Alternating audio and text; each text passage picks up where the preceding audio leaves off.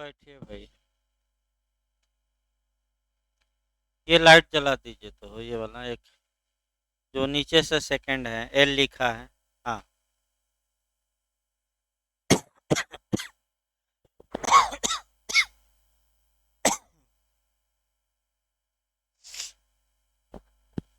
देखिए आज से भाई आपका एविडेंस शुरू होगा पहले। इसके बाद आपका सेकंड पीरियड में आईपीसी पढ़ाई जाएगी। और एविडेंस से जो शुरुआत की जा रही है वह आपका अध्याय 3 से हम शुरू करेंगे। यानी कि आपका चैप्टर 3 से एविडेंस में जो शुरुआत हम कर रहे हैं आपका चैप्टर 3 से शुरुआत करेंगे। यानी कि अध्याय 3 से पिछली बार आपका उत्तराखंड जे में यहाँ से क्वेश्चन बना था और बिहार जे में भी बना था। यानी कि उत्तराखंड जे में भी क्वेश्चन बना है, वही मॉडल ही ज़्यादा देखना है एविडेंस का। बेयर एक्ट प्रावधान अगर उस पर कोई केस है तो केस पूछा जाता है और किस मॉडल से आपका पिछली बार क्वेश्चन उत्तराखंड ने बनाया है ये हमें ज़्यादा देखना है एविडेंस। जो नए लोग हैं उनको भाई सूचित किया जाता है कि आपका 24 से यानी कि 24 नवंबर से नया आपका अच्छे से मैंने धीरे धीरे चलेगा, तो 1-2 दिन और नए लोग थोड़ा वेट करें। यानी कि 2-3 दिन आपका 24 से चलेगा। उसमें आपका चूंकि यूपी एपीओ ही पहले आएगी तो आपका 24 से पुलिस एक्ट निश्चित है लगना। उत्तर प्रदेश का पुलिस एक्ट लगा दिया जाएगा और उसके बाद आपका बिहार जे का एक एक करके निपटाया जाए, क्योंकि सुबह आपका यूपी जे का लोकल चल रहा है तो बिहार में जो जो माइनर हैं उसको हम एक एक करके निपटाएंगे। जैसे पार्टनरशिप है, माल विक्रय है, आपका भागी ये आपका साम्या है, आपका एनआईए है, एक एक करके निपटाया जाएगा। तो आइए शुरू किया जाए एविडेंस का। आपका भाग 2 हम शुरू करने वाले हैं। और भाग 2 जो पहला क्वेश्चन बनता है कि एविडेंस में कितने भाग हैं, कितने अध्याय हैं, कितनी धाराएं। तो ये कई बार रटवाया गया है कि 3 भाग हैं एविडेंस में और 11 अध्याय है और 167 धाराएं। ये भी आपका क्वेश्चन कई बार बना है। इसके बाद हम जो आज शुरू कर रहे हैं आपका चैप्टर नंबर माने पार्ट नंबर 2 से शुरू कर रहे हैं। तो जो उत्तराखंड और एमपी का मॉडल है वह भी आपको ध्यान में रखना है कि आपका किस भाग कौन सा भाग कहाँ कहाँ किस धारा से किस धारा तक है और उसमें क्या है। एक क्वेश्चन ये भी आजकल बन रहा है। तो भाग 1 आपका सेक्शन 1 से लेकर 55 तक है तथ्यों की सुसंगत के विषय में। भाग 2 जो है वह सबूत के भार के बारे में है, सेक्शन 56 से लेकर 100 तक। और भाग 3 आपका साक्ष्य का पेश किया जाना और उसका प्रभाव दिया गया है, धारा 101 से लेकर 167 तक। तो ये क्वेश्चन भी आपका भाई बना है, इसमें कोई शक नहीं है। आपका एमपी से लेकर और तमाम राज्यों में 3 भाग। तो दूसरा भाग हम शुरू कर रहे हैं। उस भाग के अंदर चैप्टर है तो चैप्टर नंबर 3 हम शुरू कर रहे हैं। आपका तथ्य जिनका साबित किया जाना आवश्यक नहीं है यानी कि ऐसी बातें ऐसे फैक्ट जिनको न्यायालय में प्रूफ किया जाना आवश्यक नहीं है। ये सेक्शन 56 से लेकर और 58 तक में दिए गए हैं।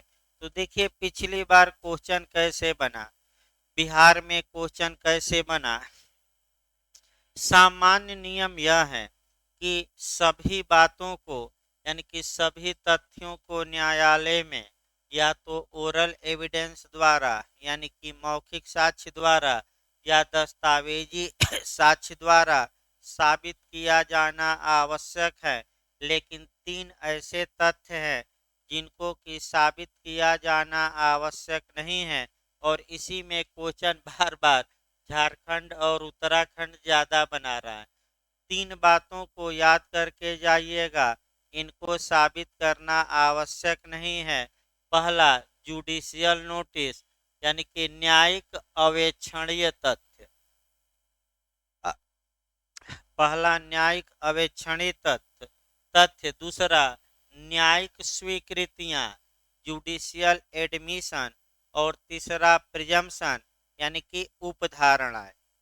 तो अब जो क्वेश्चन का मॉडल इसमें निकालना है, मॉडल ये बना है उत्तराखंड में।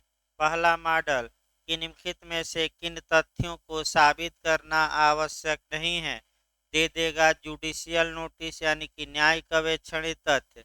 दूसरा, न्यायिक स्वीकृतियां। तीसरा, उपधारणाएं। और चौथा, उपर्युक्त सभी। तो किनको प्रूफ करने की आवश्यकता नहीं है, इन तीनों की। तो आपका क्या जवाब रहेगा, उपर्युक्त सभी। इसके बाद जो उत्तराखंड ने मॉडल एक भिन्न बनाया, और उस भिन्न मॉडल में ये बनाया पिछली बार कि निम्नलिखित में से किस तथ्य को साबित किया जाना आवश्यक है, ये तीनों तथ्य दे दिया। और इसी में एक जो चौथा ऑप्शन रहेगा, कहीं या तो विवादक तथ्य रहेगा, या सुसंगत तथ्य रहेगा, या गैर न्यायिक स्वीकृति रहेगी। जो भी रहे, तो इन तीनों से जो भी बाहर जाए, पॉइंट वहीं पकड़ना है कि उसको साबित करना आवश्यक होगा। चाहे गैर न्यायिक स्वीकृति पूछे, या आपका या फैक्ट इन इसी इशू पूछे, विवादक तथ्य, या रेलेवेंट फैक्ट यानी कि सुसंगत तथ्य। इन तीनों को साबित किया जाना क्या है, आवश्यक। अब आपका सेक्शन वाइज चलना है।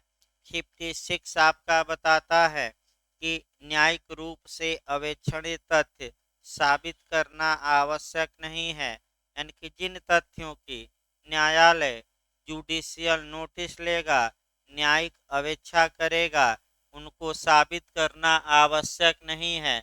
तो सेक्शन पूछेगा तो कौन सा सेक्शन मार्क कराएंगे, 56। अब किन तथ्यों की न्यायालय न्यायिक अवेक्षा करेगा। न्यायिक अवेक्षा एक लाइन समझ लीजिए केवल।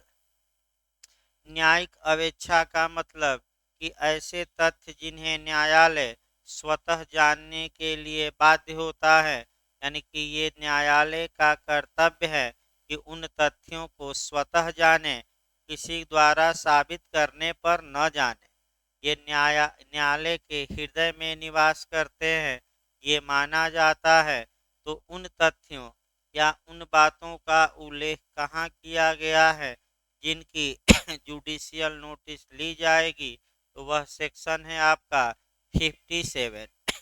अगला जो क्वेश्चन बनता है कि 57 में कितने तथ्य हैं, 13 तथ्य हैं। इन 13 तथ्यों को साबित करना आवश्यक नहीं है। तो भारत में यूपी में बना कि किसको साबित कर किसकी न्यायिक अवेक्षा की जाएगी, तो भारत में प्रवृत्त समस्त विधियों की। तो हिंदू ला, मुस्लिम ला, क्या भारतीय विधि है कि नहीं है, और विधि में स्पेशल ला और लोकल ला भी शामिल हैं, और जितनी प्रथाएं हैं भारत में वो भी विधि मानी जाएगी। तो ऑप्शन दिया कि हिंदू ला, मुस्लिम ला, प्रथाएं, उपर्युक्त सभी। तो उपर्युक्त सभी की न्यायिक अवेक्षा क्या की जाएगी, की जाएगी। ऑप्शन दूसरा बन सकता है कि सामान्य विधि, विशेष विधि, स्थानीय विधि, उपर्युक्त सभी। तो ये सभी ला भारत में इनफोर्स है, अतः इनकी न्यायिक अवेक्षा की जाएगी। अब देखिए डिटेल में आपका समय रहता है तो 13 बताया जाता है। बिहार में थोड़ा अंदर से पूछ लिया जे में, और 13 में अंदर से पूछ लिया। अब उतना बताना संभव नहीं। मैं बता दूं इतने कम 2 दिन में आपका ये चाहे कि सर पूरा एविडेंस एक एक चीज बता दें, तो 90% ही आएगा। 10% की गारंटी हमारी नहीं। अगर अंदर से पूछ ले तो आपको पढ़ना पड़ेगा। इसके बाद 58 सेक्शन आ जाता है। 58 केवल ये बताता है कि जो आपका जुडिशियल एडमिशन होगा, न्यायिक स्वीकृतियां होंगी, उन्हें प्रूफ करने की आवश्यकता नहीं है। तो न्यायिक किस स्वीकृति को साबित करने की आवश्यकता नहीं है, तो न्यायिक स्वीकृति। और किसको साबित किया जाएगा? गैर न्यायिक स्वीकृति। ये याद रखिएगा, हो सकता है भरमाऊ क्वेश्चन बन जाए। कौन सी धारा में? 58। तो ये आपका अध्याय समाप्त हो गया।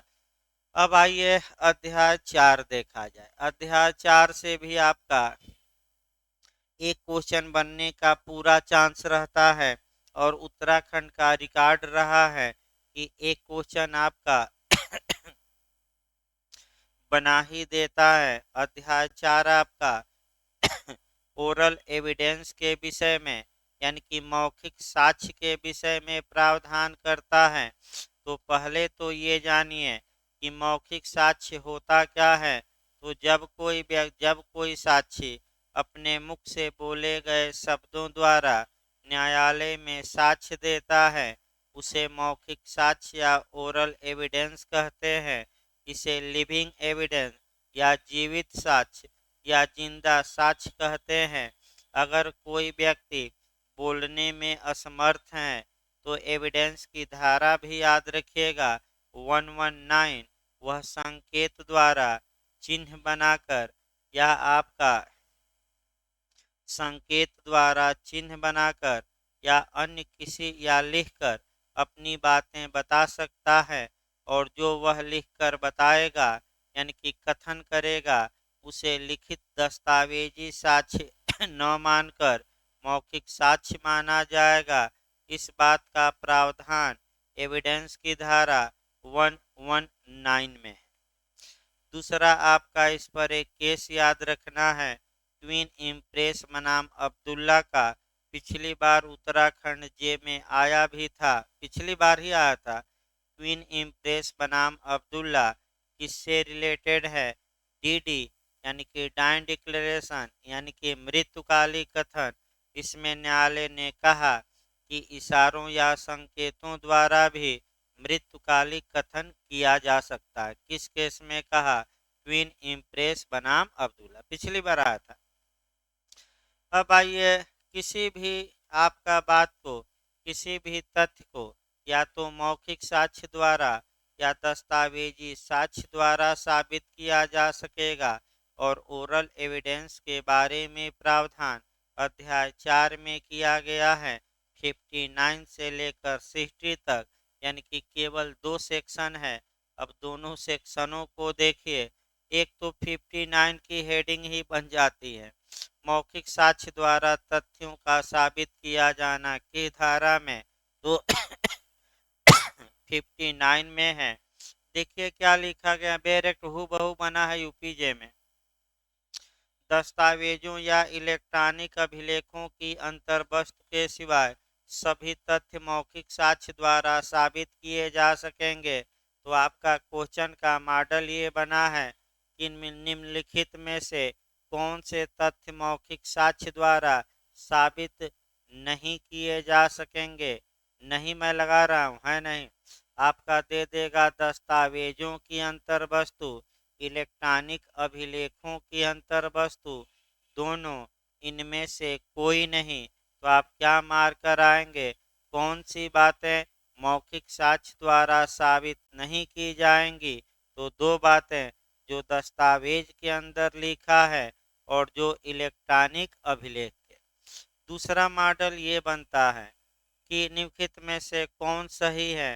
तो आपका एक लाइन देखिएगा, इसमें विजय में आया था क्वेश्चन कि दस्तावेज और इलेक्ट्रॉनिक अभिलेख को छोड़कर या उसके सिवाय जितनी भी बातें हैं उसे ओरल एविडेंस द्वारा, मौखिक साक्ष्य द्वारा साबित किया जा सकेगा। तो तुरंत आपका दिमाग जाना चाहिए कि आखिर दस्तावेज में जो बातें लिखी गई है, दस्तावेज की अंतर्वस्तुओं को कैसे साबित किया जाएगा। तो इसके लिए अगले चैप्टर में प्रावधान है, और सेक्शन 61 बताती है कि दस्तावेज की अंतर्वस्तु को आपका या तो प्राथमिक साक्ष्य यानी कि मूल दस्तावेज या सेकेंडरी साक्ष्य यानी कि फोटोकॉपी इत्यादि द्वारा साबित किया जा सकेगा।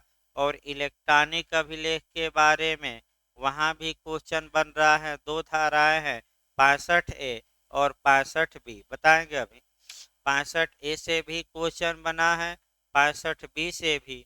65B में अंदर जाकर बना है 65B का क्लाज 2 से कि इलेक्ट्रॉनिक अभिलेख या कंप्यूटर उत्पाद की ग्राह्यता की शर्तें कहाँ दी गई हैं, 65 के बी के किस क्लाज में 2।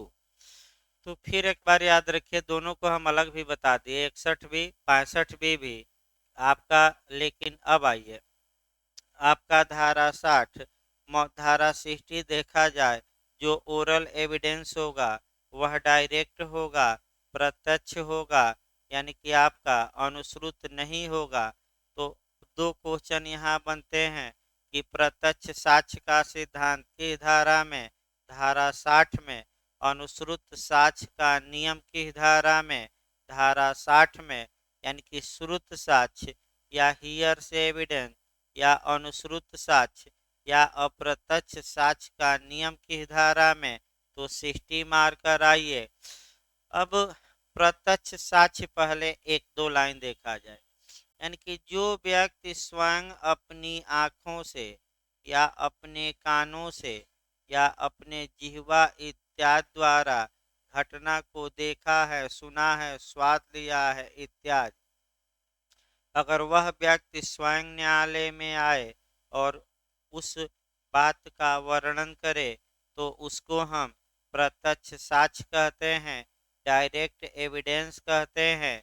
और अप्रत्यक्ष का मतलब हुआ कि वह अपनी आँखों से घटना को नहीं देखा, न अपनी कानों से सुना, बल्कि दूसरे व्यक्ति देखे थे, सुने थे और उसे बताए हैं। यानी कि दूसरे के बताए के बल पर आपका जो साक्ष्य दिया जाएगा अनुश्रुत होगा और अपनी जानकारी के आधार पर कौन सा, प्रत्यक्ष।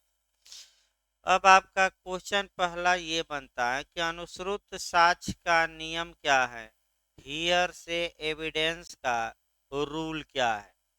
तो हियर से एविडेंस का रूल याद करके जाना है। अनुश्रुत साक्ष्य का नियम ही है कि अनुश्रुत साक्ष्य साक्ष्य में विसंगत एवं अग्राह्य होता है, यानी कि यह सुसंगत भी नहीं होता और इसे स्वीकार भी नहीं किया जाता, ये नियम है। फिर एक बार देखिए, गलती यहाँ हो सकती है कि अनुश्रुत साक्ष्य का नियम क्या है, हियर से एविडेंस का नियम ही क्या है। तो हियर से एविडेंस साक्ष्य में विसंगत एवं क्या होता है, अग्रा, ये नियम है। लेकिन इसके अपवाद हैं।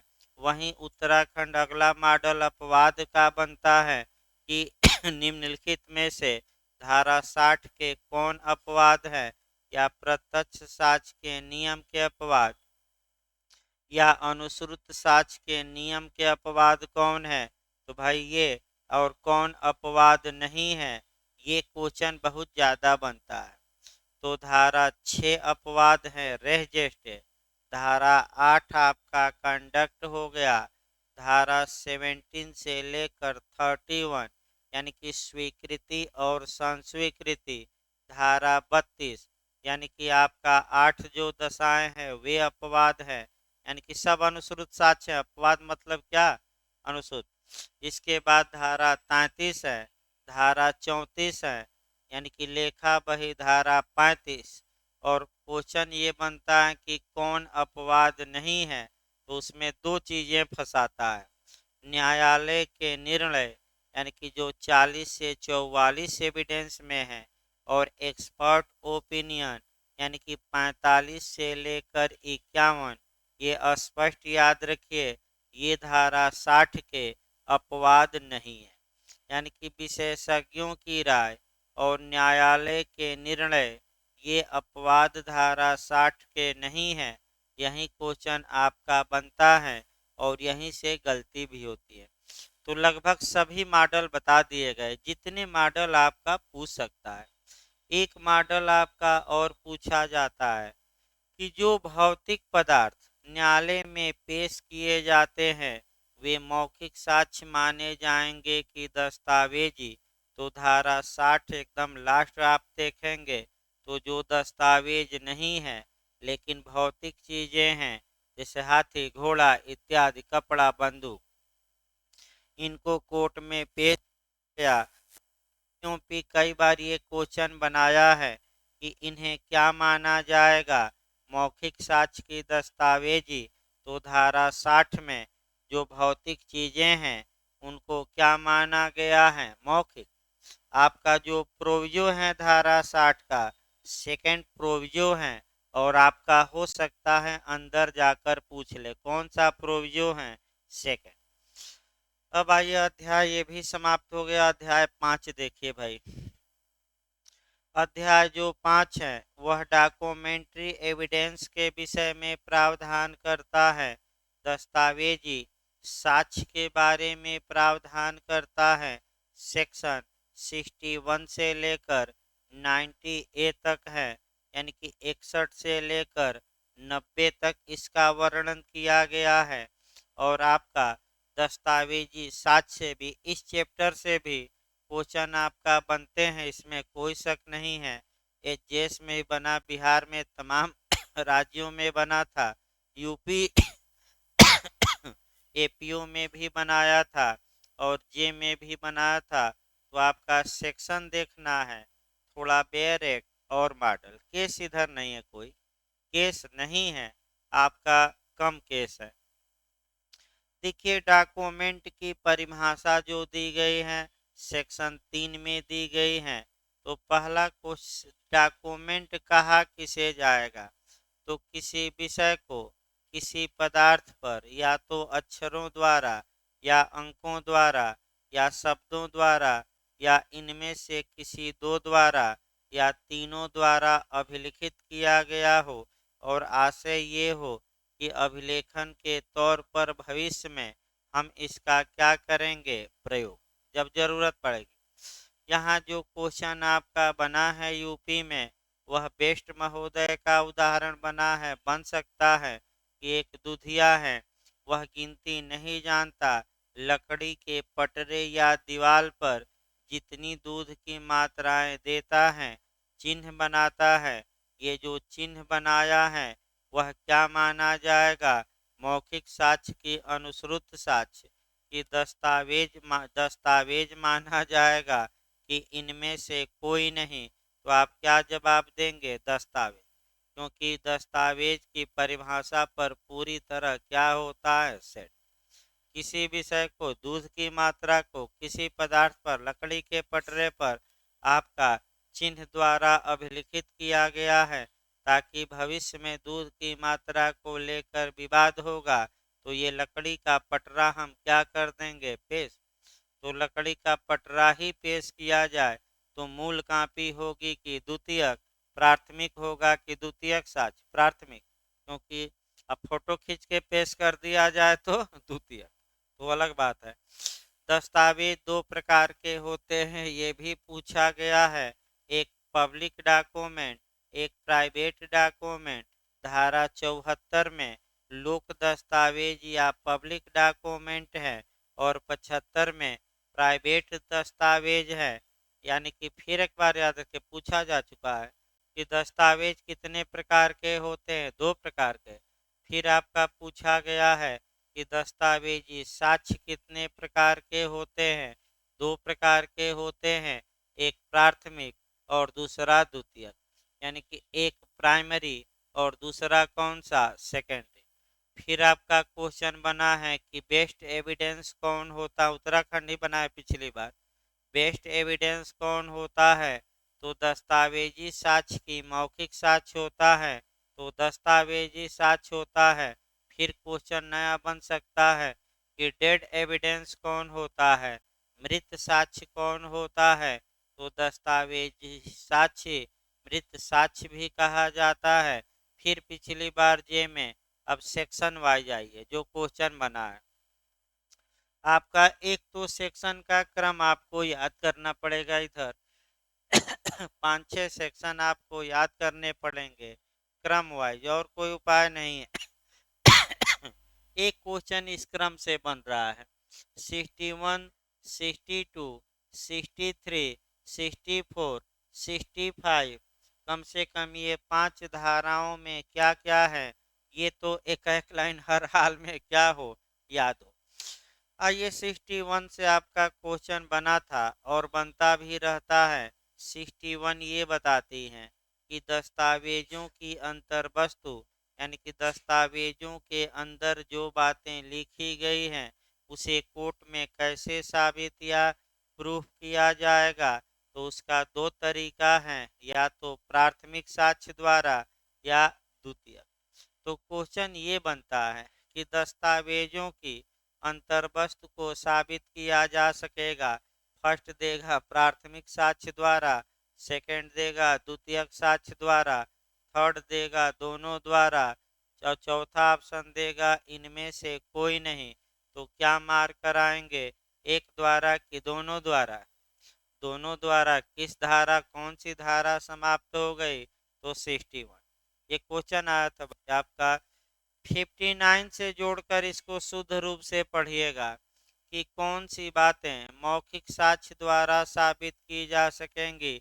तो जो बातें दस्तावेज और इलेक्ट्रॉनिक अभिलेख को छोड़कर हैं, छोड़कर मतलब सिवाय है, तो दस्तावेज को छोड़कर 59 बताती थी, तो आपका 61 दस्तावेज के बारे में बताती हैं। फिर याद रखिए, अगर प्राथमिक और द्वितीयक में पूछ ले कि बेस्ट एविडेंस कौन होता है, दोनों में से कोई एक चुनना हो, तो कौन सा चुनेंगे? प्राथमिक, क्योंकि वह मूल कॉपी होती है। अब 62 में प्राथमिक साक्ष्य को परिभाषित किया गया है, मूल कॉपी को परिभाषित किया गया है। तो क्वेश्चन आपका पिछली बार एपीओ में बना कि प्राथमिक साक्ष्य की परिभाषा एविडेंस के किस धारा में? तो 62 में। द्वितीयक साक्ष्य की परिभाषा किस धारा में? 63 में। प्राथमिक साक्ष्य पहले पेश किया जाएगा 64 में, और द्वितीयक साक्ष्य बाद में पेश किया जाएगा 65। तो जो यहाँ 62 से आपका क्वेश्चन बनता है, वहाँ आप यहाँ जो क्वेश्चन आपका 62 से बनता है, प्राथमिक साक्ष्य यानी कि मूल कॉपी। अब देखिए, थोड़ा घर पर भी एक दो पढ़ना पड़ेगा, नहीं कि 100% पढ़ाना संभव 2 दिन में नहीं है किसी भी हाल में। तो आपका धारा 62 में प्राथमिक साक्ष्य पढ़ लीजिएगा घर पे। आपका 63 में द्वितीयक साक्ष्य। द्वितीयक साक्ष्य कितने प्रकार के साक्ष्य को द्वितीयक साक्ष्य माना गया है? 5 प्रकार के साक्ष्य को। और इसमें जो टेक्निकल क्वेश्चन है, आपका 2 टेक्निकल क्वेश्चन आते हैं।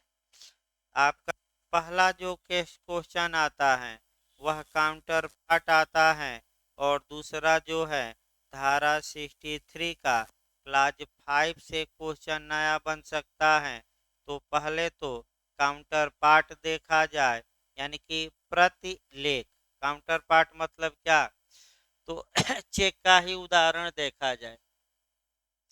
ए ने चेक जारी किया बी के नाम, तो ए ने चेक के मुख्य पृष्ठ पर साइन किया, और जो चेक पाता है वो किस पेज पर करता है? पिछले पृष्ठ पर। तो अब तो दोनों किया जा रहा है, वो अलग बात है। तो ये काउंटर पार्ट में दस्तावेज निष्पादित कहा जाएगा। तो जिस पक्षकार ने का दस्तावेज के जितने भाग पर साइन किया, यानी कि कानूनन निष्पादित किया है, उतना भाग उसके विरुद्ध प्राथमिक साक्ष्य होगा, और जितने का निष्पादन नहीं किया है उतना भाग उसके विरुद्ध द्वितीयक साक्ष्य होगा। तो बताइए, जो ए के विरुद्ध चेक का पहला पृष्ठ है, ऊपर वाला भाग, वह प्राथमिक हो गया क्योंकि साइन किया है। अब साइन न याद करिएगा, अब इसको निष्पादन कहिएगा। क्या किया है ए ने? निष्पादन। साइन नहीं अब जानना है। और बी ने किस भाग का निष्पादन किया है? तो पृष्ठ भाग का।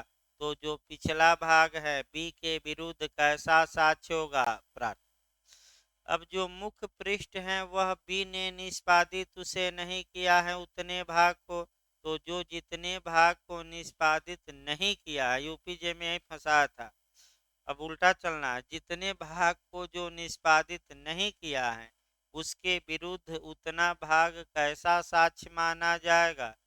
द्वितीयक की प्राथमिक? द्वितीयक। गलत ना हो, क्या माना जाएगा? और जितना का किया है उतना भाग प्राप्त। बस यही याद रखिए। यूपीजे में कई लोग पिछली बार 2018 में इसी बात को गलत करके आए। अब आइए, आपका 63 का क्लास 5 भी पूछ सकता है। डिम्ड डॉक्यूमेंट्री एविडेंस, उसको बेरक पर लिख लीजिए सिद्धांत। प्रकल्पित दस्तावेजी साक्ष्य या डिम्ड डॉक्यूमेंट्री एविडेंस, ऐसा क्वेश्चन यूपीजे में 119 से बना था कि डिम्ड ओरल एविडेंस, तो तुरंत उसके उल्टा आ जाइए। डिम्ड डॉक्यूमेंट्री एविडेंस किस धारा में है? तो धारा 63 का कौन सा क्लास? आपका 5। देखिए इसमें क्या है, इसमें ये है कि अगर किसी व्यक्ति ने कोई दस्तावेज देखा हो का मतलब पढ़ा हो, और वह उस दस्तावेज की अंतर्वस्तु के बारे में मौखिक रूप से बता रहा है, ओरल रूप से बता रहा है, तो वास्तव में ये माना क्या जाना चाहिए? मौखिक साक्ष्य। लेकिन कानून जबरदस्ती कौन सा साक्ष्य मान लेता है? दस्तावेजी। और दस्तावेजी में भी प्राथमिक साक्ष्य मानता है कि द्वितीयक? तो द्वितीयक। यही आपका पूछ सकता है। Deemed documentary evidence English version एक बार जरूर देख लीजिएगा, ऐसा कुछ। और डीम्ड आपका ओरल आए तो 119 धारा मारिएगा। डीम्ड डॉक्यूमेंट्री आए तो कौन सी धारा मारेंगे? धारा 63। क्लास वाइज पूछे तो 5। आइए धारा 64 देखा जाए। धारा 64 ये बताती हैं कि जब तक अपवादिक दशा विद्यमान न हो, किसी दस्तावेज की अंतर्वस्तु को प्राथमिक साक्ष्य पेश करके साबित किया जाएगा, क्योंकि वह मूल कापी होती हैं, सर्वोत्तम होती हैं, तो मूल कापी ही पहले क्या किया जाए? पेश। धारा 65 उन 7 दशाओं का वर्णन करती हैं जिन दशाओं में प्राथमिक साक्ष्य के अभाव में द्वितीयक साक्ष्य पेश किया जा सकता है। और धारा 65 ए का जो पूरक धारा है, यानी कि धारा 65 के पहले खंड की जो पूरक धारा है वह 66 है, जहाँ की सूचना के बारे में प्रावधान दिया गया है। तो एक बार केवल एमपी ने क्वेश्चन इसको बनाया था और किसी राज्य ने कभी नहीं बनाया।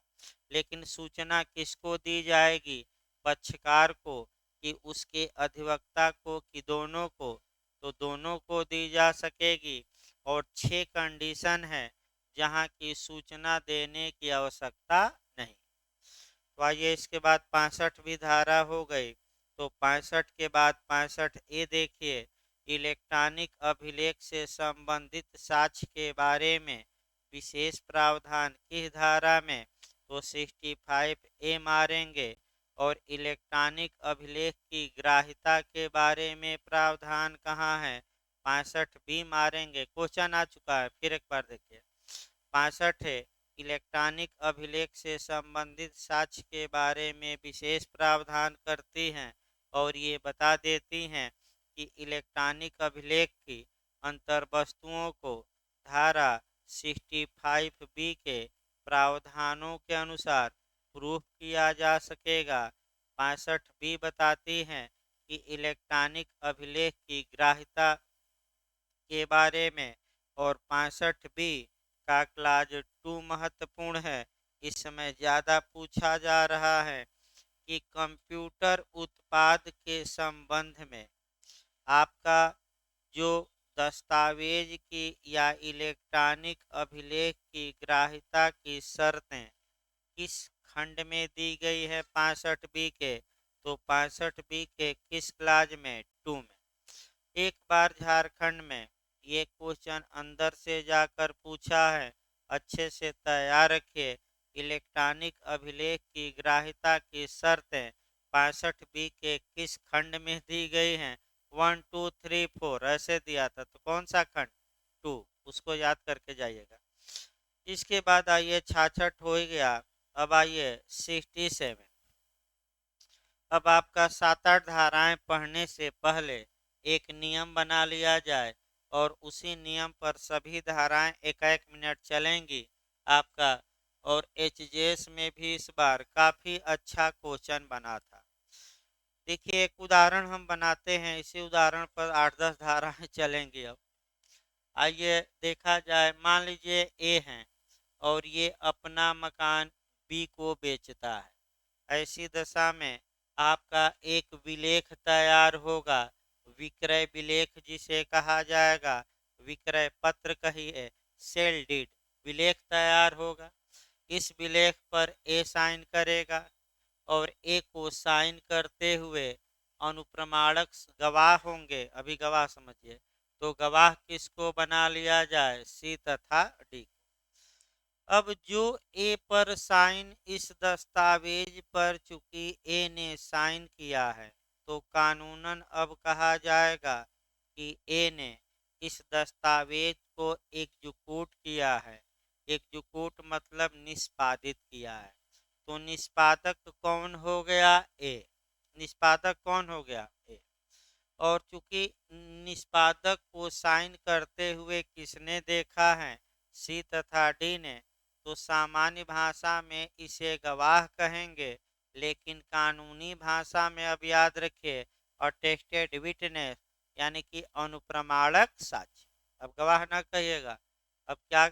ए को निष्पादक कहिएगा और सी तथा डी को कानूनी भाषा में अटेस्टेड विटनेस, यानी कि आपका अनुप्रमाणक साक्ष्य।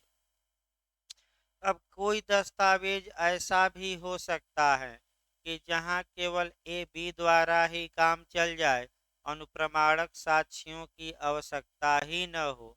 और कई दस्तावेज ऐसे भी हो सकते हैं जहां की गवाहों की, यानी कि अनुप्रमाणक साक्षी आवश्यक है। तो कानून अलग अलग है, किस व्यवहार में होने चाहिए उससे मतलब नहीं है।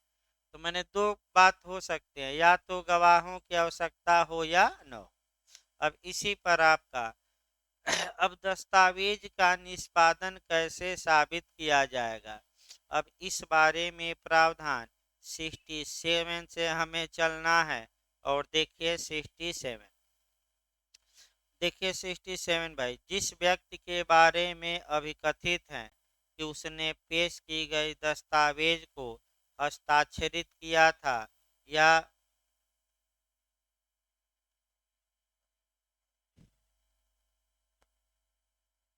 हेलो,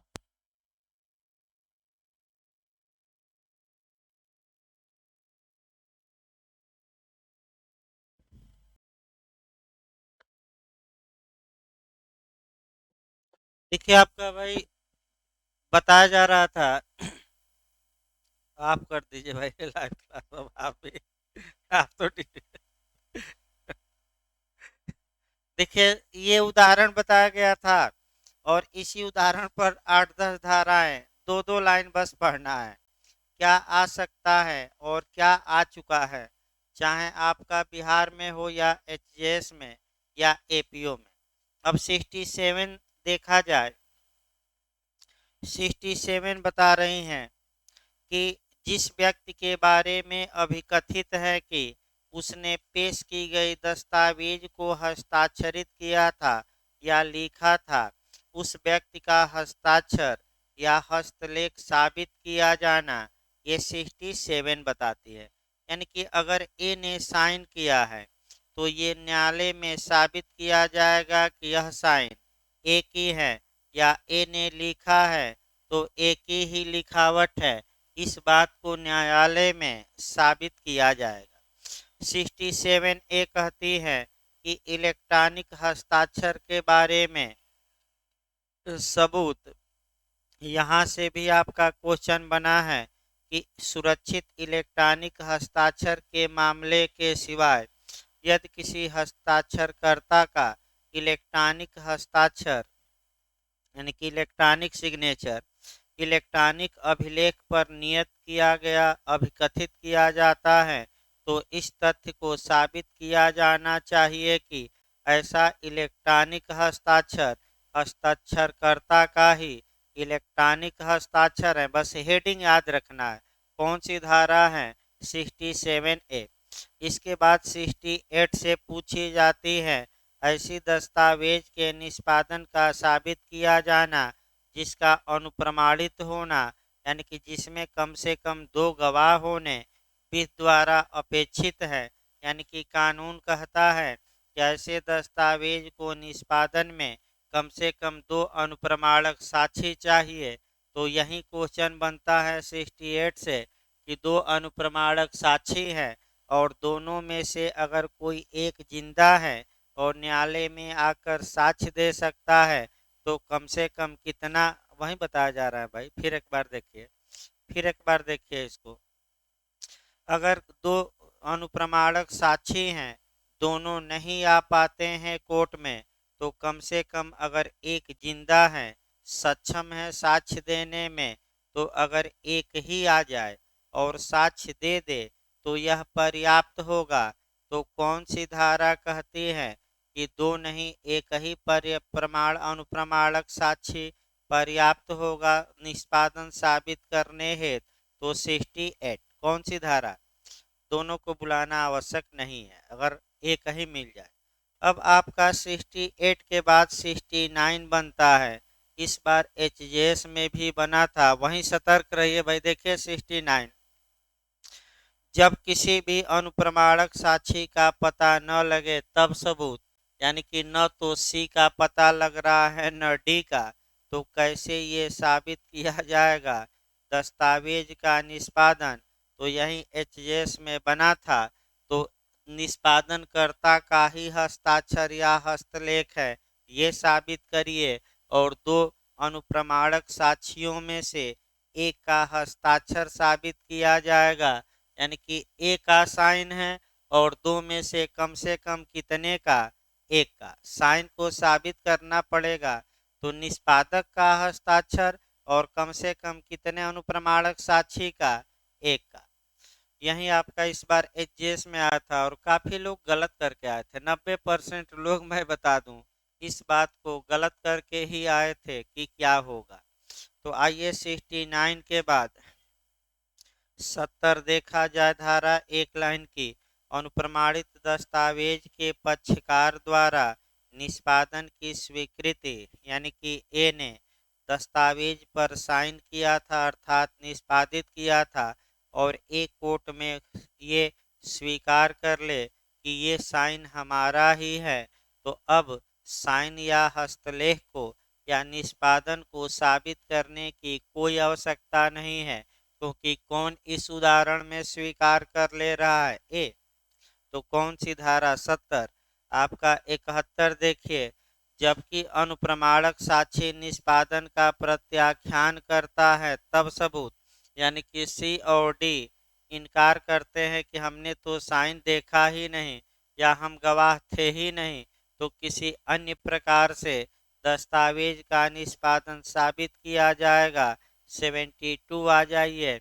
ऐसे दस्तावेज के बारे में है जिसमें गवाहों का होना आवश्यक नहीं है, यानी कि 72 में किसकी आवश्यकता नहीं है? अनुप्रमाणक साक्षी की। तो किसी अन्य तरीके से वह दस्तावेज साबित किया जाएगा। 73 भी क्वेश्चन बनता है कि न्यायालय विशेषज्ञों का विशेषज्ञ है किस धारा में? आपका 73 में न्यायालय स्वयं तुलना या स्वयं मिलान करके ये देख सकता है कि इनका हस्ताक्षर, लेख, मुद्रा या अंगुली चिन्ह है कि नहीं। तो आपका न्यायालय एक्सपर्ट का भी एक्सपर्ट है किस धारा में? 73 में। न्यायालय द्वारा स्वयं तुलना करना किस धारा में? 73 में। किन बातों के बारे में यह धारा लागू होगी? अंतिम इसमें क्वेश्चन बन सकता है हस्ताक्षर के बारे में, लेख के बारे में, मुद्रा के बारे में अंगुली चिन्ह के बारे में उपर्युक्त सभी। तो जो लोग गलत करते हैं, अंगुली छाप, अंगुली चिन्ह एकदम लास्ट में धारा में दिया गया है, आप देख सकते हैं एकदम लास्ट में अंगुली चिन्ह भी दिया गया है, फिंगरप्रिंट। इसके बाद 73 है, अंकीय हस्ताक्षर के बारे में सत्यापन के बारे में सबूत नहीं बना है। इसके बाद धारा 74 में लोक दस्तावेज है, पब्लिक डॉक्यूमेंट है। अब अंदर से पूछे तो ऐसी दशा में आपको लिस्ट जाननी पड़ेगी, लेकिन उतना अंदर से बताना इतना कम समय में संभव नहीं है। तो लोक दस्तावेज किस धारा में परिभाषित है? 74 में। प्राइवेट दस्तावेज किस धारा में परिभाषित है? 75 में। एक बार जो बना है एमपी में कि प्राइवेट दस्तावेज किसे कहा जाएगा, तो एक लाइन बस याद रखिएगा, अन्य सभी दस्तावेज प्राइवेट दस्तावेज है। इसका मतलब ये हुआ कि जो दस्तावेज 74 में पब्लिक डॉक्यूमेंट नहीं होंगे, वे सभी डॉक्यूमेंट क्या कहलाएंगे? प्राइवेट। यानी कि धारा 74 से बाहर जो भी दस्तावेज जाएंगे वह एक लाइन में क्या कहलाएंगे? आपका प्राइवेट। तो भाई पहला जो वरीयता देना है बेयर एक्ट का, बेयर एक्ट में क्या लिखा है कि अन्य सभी दस्तावेजें क्या हैं? प्राइवेट। इसके बाद सब कॉन्सेप्ट बनाना है। पहली वरीयता किसको देना है? कंपटीशन में आ चुका है क्वेश्चन, बेयर एक्ट का। इसके बाद आपका 76 लोक दस्तावेज की प्रमाणित प्रतियां, यानी कि जो अपक्रम बनाना है। जो 74 में पब्लिक डॉक्यूमेंट था उसकी मूल कॉपी नहीं मिलती है, उसकी सर्टिफाइड कॉपी मिलती है। तो किस धारा में? बस धारा पूछी जाती है, 76 में। और प्रमाणित प्रति मिल गई तो 77 में उसको पेश कर सकते हैं। 78 कुछ लोक दस्तावेजों का वर्णन करती है जिनको कैसे साबित किया जाएगा। तो 78 से जल्दी क्वेश्चन नहीं बनता। इसके बाद 79 से आ जाइए। 79 से लेकर और आपका 90 तक में दस्तावेज संबंधी उपधारणाएं दी गई है, यानी कि प्रिजम्पशन दिया गया है। और उत्तराखंड में एक या दो क्वेश्चन इधर से आपके बनते हैं। उत्तराखंड जो ज़्यादा बनाया है, एक आपका 85 से बनाया है ज़्यादा क्वेश्चन, दूसरा 90 से और तीसरा 90A से। मैंने भले पूरी धारा इधर 9 याद रहे, 4-5 धाराएं तो याद रखिए। देखिए आपका 79 प्रमाणित प्रतियों के असली होने के बारे में उपधारणा। तो न्यायालय हर ऐसी दस्तावेज का असली होना उपधारित करेगा। तो पहला क्वेश्चन ये बनता है कि 79 में विधि की उपधारणा है कि तथ्य की? तो अब करेगा रहेगा तो विधि की, लेकिन कैसी उपधारणा? खंडनी। तो ऐसा भी क्वेश्चन बना है कि ये विधि की उपधारणा है कि तथ्य की? 79 में विधि की है। तो जो प्रमाणित प्रतियां पेश की गई हैं कोर्ट में लोक दस्तावेज की, तो न्यायालय 79 सेक्शन के तहत ये अनुमान लगाएगा। अब क्या क्या अनुमान लगाएगा? अंदर से एक बार पूछ लिया है, प्रमाणित प्रति सत्य है कि माने नकली है कि सही है? सही है। और जो दिया है वो भी पदाधीन था, उसका साइन सही है, पद सही है, मुद्रा सही है, सब कुछ क्या है? सही। उपयुक्त सभी मार दीजिएगा। एमपी में एक क्वेश्चन आ चुका है कि किस किस के बारे में अनुमान लगाया जाएगा, तो सबके बारे में, सब सही है। इसके बाद 80 साक्ष्य के अभिलेखन पर पेश की गई दस्तावेजों के बारे में उपधारणा। तो ये आपका 80 है और इसको जोड़कर मुख्य रूप से पढ़िएगा सीआरपीसी की धारा 164 से जो अभियुक्त कन्फेशन करता है और वह दस्तावेज पेश किया गया है, तो न्यायालय यह अनुमान लगाएगा कि ये सब कुछ सही है। तो आपका यानी कि धारा 80 कौन सी उपधारणा है? लिखते रहे बेरक पर, तथ्य की कि विधि की? विधि की, लेकिन खंडनीय। खंडनी अखंडनी भी लिखना है। धारा 81 राजपत्रों समाचार पत्रों पार्लियामेंट में, तो ये कम पूछा जाता है। 81 एएमपी में पूछा गया है। इलेक्ट्रॉनिक रूप में राजपत्रों के बारे में उपधारणा किस धारा में?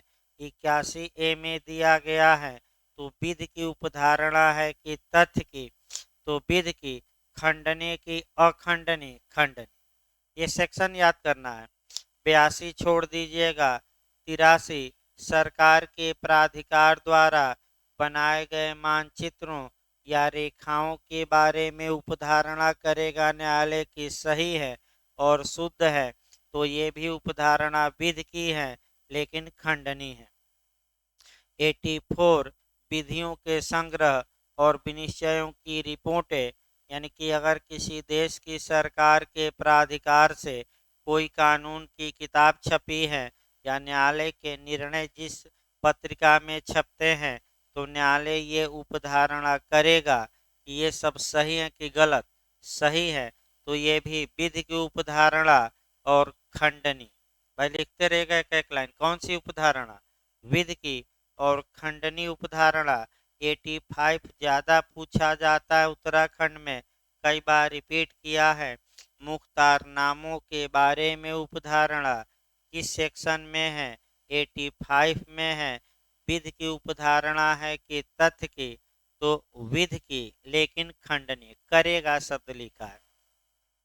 मुख्तारनामा को कहते हैं प्राधिकृत करना, यानी कि जब कोई व्यक्ति अपने अधिकार को दूसरे को ट्रांसफर करता है, यानी कि अपनी जगह दूसरे को नियुक्त करता है कि हमारी ओर से ये कार्य करेंगे, तो हम उसको कहते हैं कि मुख्तार नियुक्त कर दिया गया, इनको प्राधिकृत कर दिया गया है। और इस अगर वह रजिस्टर्ड है, मुख्तारनामा क्या है? रजिस्टर्ड है, तो न्यायालय ये उपधारणा करेगा कि वह निष्पादित किया गया था, अधिप्रमाणित था और सब कुछ क्या था? सही था।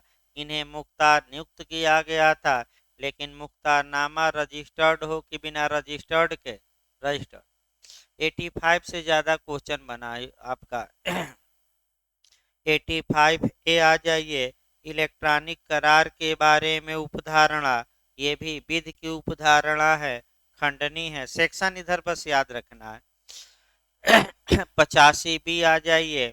इलेक्ट्रॉनिक अभिलेखों और इलेक्ट्रॉनिक हस्ताक्षर के बारे में उपधारणा, तो आपका 85 बी है। और इलेक्ट्रॉनिक हस्ताक्षर प्रमाण पत्र के बारे में उपधारणा, तो यहाँ जो आता है आपका 85 सी से भी एमपी में क्वेश्चन आ चुका है कि इलेक्ट्रॉनिक हस्ताक्षर प्रमाण पत्र के बारे में उपधारणा किस धारा में? तो 85 सी। तीनों याद करके एक एक लाइन जाना है। 86 छोड़ सकते हैं, 87 छोड़ सकते हैं। फिर आपका 88 से क्वेश्चन बनता है तार संदेशों के बारे में उपधारणा की धारा में। सेक्शन याद रखिएगा केवल। 88 में है। अब ये जो उपधारणा है आपका तार संदेश के बारे में, चूंकि उपधारित कर सकेगा लिखा है, तो ये तथ्य की उपधारणा है और खंडनी। लिख लीजिए।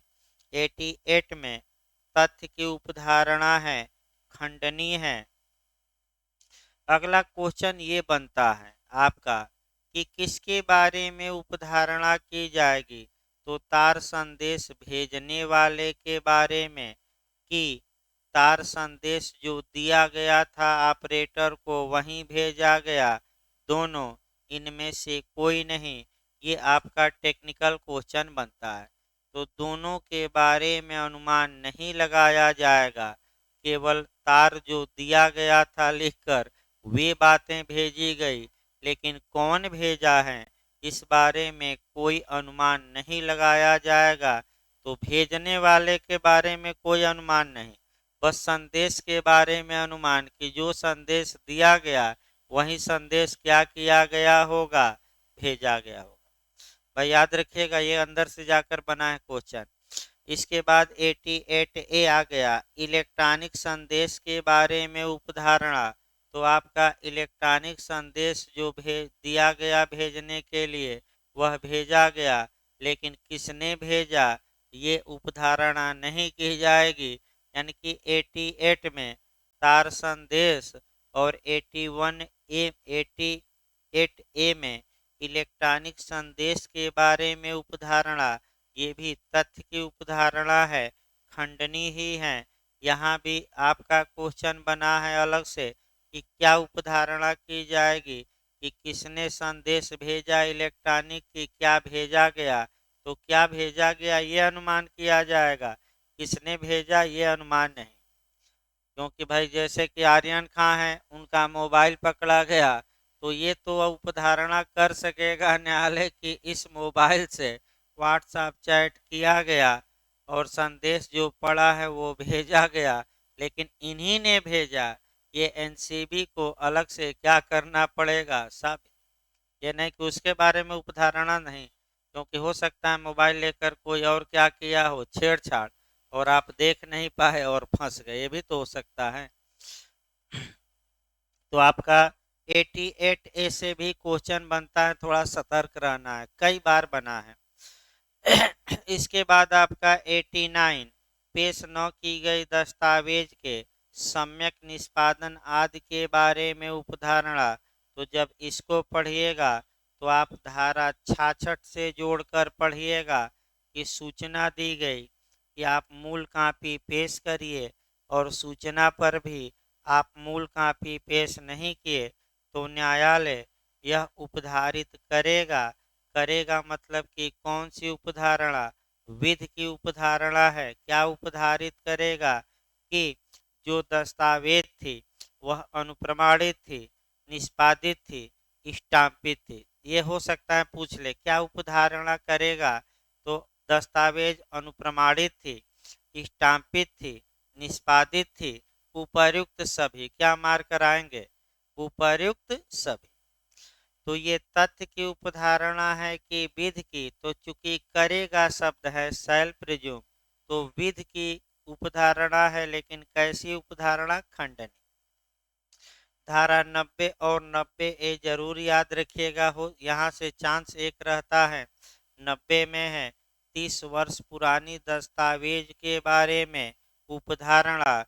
तो एमपी में जो बनाया कि ये तथ्य की उपधारणा है कि विधि की, तथ्यात्मक है कि विध्यात्मक, तो चूंकि में प्रिज्यूम लिखा है, अतः ये जो अनुमान है ये तथ्य का है और सदैव खंडनीय है। दूसरा क्वेश्चन बना कि कितने साल पुराने दस्तावेज के बारे में अनुमान लगाया जाएगा, 20 साल, 30 साल, 40 साल। तो समय याद रखना है, 30 वर्ष पुराने। 30 वर्ष पुराना दस्तावेज हो, उचित अभिरक्षा में हो, उचित अभिरक्षा से निकालकर पेश किया गया हो कोर्ट में, तो बिहार में ये पूछा गया कि 30 साल कब से गिना जाएगा। वैसे किताबों में नियम भिन्न मिलता है, लेकिन जो बिहार आयोग ने साल निकाला उसमें ये निकाला कि ये जो 30 साल की गिनती होगी वह जिस तारीख को दस्तावेज न्यायालय में पेश किया जाता है उस तारीख से होगी। लेकिन किताबों में थोड़ा भिन्न भी मिलता है, लेकिन अब जो आयोग ने माना आपका अलग बात है। अब अगला क्वेश्चन जो एमपी यूपी में इसमें बना है आपका कि क्या उपधारणा की जा सकेगी कि दस्तावेज निष्पादित था, स्टाम्पित था, अनुप्रमाणित था, सही था, उपर्युक्त सभी। तो क्या मार कराएंगे, उपर्युक्त सभी, सभी मार कराइएगा। अनुप्रमाणित भी था, मैंने सब कुछ क्या था दस्तावेज के बारे में सही था। इसके बाद 90A पूछा जाता है। 90A तो पिछली बार यूपीजे में भी आया, यूपीएपीओ में भी आया, हल्का सा मॉडल बस चेंज किया था कि 5 वर्षीय पुराने इलेक्ट्रॉनिक अभिलेख के बारे में उपधारणा की धारा में। तो 90A में दूसरा क्वेश्चन इलेक्ट्रॉनिक अभिलेख के बारे में उपधारणा की धारा में 90A में कितने वर्ष पुराने होने चाहिए, 5 वर्ष पुराने होने चाहिए, किस अभिरक्षा में हो, उचित अभिरक्षा में, और वहाँ से निकाल कर कोर्ट में क्या किया गया हो पेश, तो अब ये शब्द देखना है कि शैल प्रिज्यूम है कि मे प्रिज्यूम है। तो मे प्रिज्यूम है तो कौन सी उपधारणा हो गई, तथ्य की और खंडनी तथ्यात्मक। तो यहाँ से भी लगातार एक क्वेश्चन आपका यूपी जे में भी आया, पिछली बार यूपी एपीओ में भी।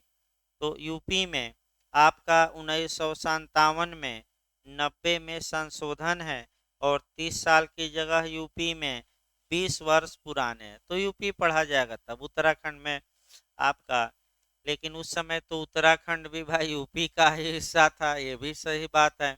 तो उत्तराखंड में भी यही लागू होगा जो यूपी में संशोधन है, अगर बदलाव नहीं लाया गया होगा। तो उत्तराखंड में भी संशोधन अपने आप माना ही जाएगा, क्योंकि उस समय उत्तराखंड किसका हिस्सा था, यूपी का ही। तो उत्तराखंड में संशोधन पूछे तो 20 वर्ष मार कर आइए, क्योंकि भाई उस समय आपका उत्तराखंड यूपी का हिस्सा था। तो वही कानून वहां भी लागू है जब तक कि संशोधन न हुआ हो। अब क्या उत्तराखंड विधानसभा ने संशोधन किया कि नहीं किया, ये हमें भी जानकारी नहीं है। इस प्रकार आपका अध्याय 6 अब आ जाइए। अध्याय 6 से भी आपका एक या दो क्वेश्चन बनने का पूरा चांस रहता है। यहाँ से आपका एक तो सेक्शन बनता है और दूसरा उदाहरण ज़्यादा बनता है। फिर एक बार याद रखिए भाई, क्या क्या बनता है, सेक्शन भी और उदाहरण भी। देखिए आपका अध्याय 6 ये बताता है कि दस्तावेजी साक्ष्य द्वारा मौखिक साक्ष्य के अपवर्जन के विषय में।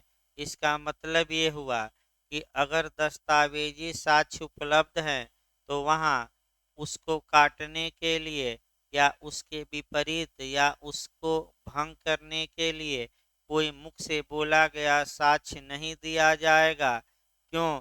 क्योंकि दस्तावेजी साक्ष्य सर्वोच्च होता है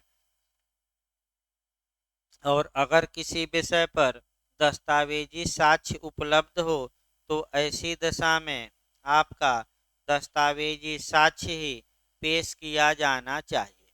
इसमें स्थायित्व होता है, विश्वसनीयता होती है, आपका मैंने कहा सत्यता का अनुमान लगाना आसान होता है और इसमें मौखिक साक्ष्य को अपवर्जित करने की क्या होती है, क्षमता। तो कौन सा अध्याय 6 91 से लेकर 100 तक है। अब 91 और 92 का क्वेश्चन बनता है। 91 और 92 में एक सिद्धांत समाहित है कि लिखित को लिखित द्वारा साबित किया जाना चाहिए, यानी कि जो बातें रिटेन में हैं उसे रिटेन द्वारा ही साबित किया जाना चाहिए। 91 की पूरक धारा 92 है, यानी कि 92 तभी लागू होगी जब पहले कौन सी धारा लागू हो जाए, 91 हो जाए। 91 में दो केस याद रखिए, काशीनाथ बनाम चंडी चरण का, कि लिखित को लिखित द्वारा साबित किया जाए। यह नीति और सिद्धांत दोनों का प्रश्न है। और एक क्वेश्चन आपका यूपी एपीओ में बना है, झुनझुनवाला का केस। पूरा नाम देखिए, सबुरी साई बनाम झुनझुनवाला। सबुरी साई का केस बना है एक बार, कि जो दत्तक ग्रहण का प्रमाण पत्र है, माने जो दत्तक ग्रहण है वह 91 से कवर नहीं होता, अतः उसके बारे में मौखिक साक्ष्य दिया जा सकता है। सबुरी साई वर्सेस झुनझुनवाला, ये दत्तक ग्रहण का एक बार यूपी एपीओ में आया है। तो देखिए आपका 91 केवल 3 विषयों में लागू होगी, आपका संविदा, अनुदान और संपत्ति के बयान। अगर इन 3 विषयों से कोई चीज कहा जाता है बाहर, तो उस बारे में मौखिक साक्ष्य ग्राह्य होगा। अब उतना तो बता, हाँ 91 के तहत दस्तावेज को पेश किया जाएगा।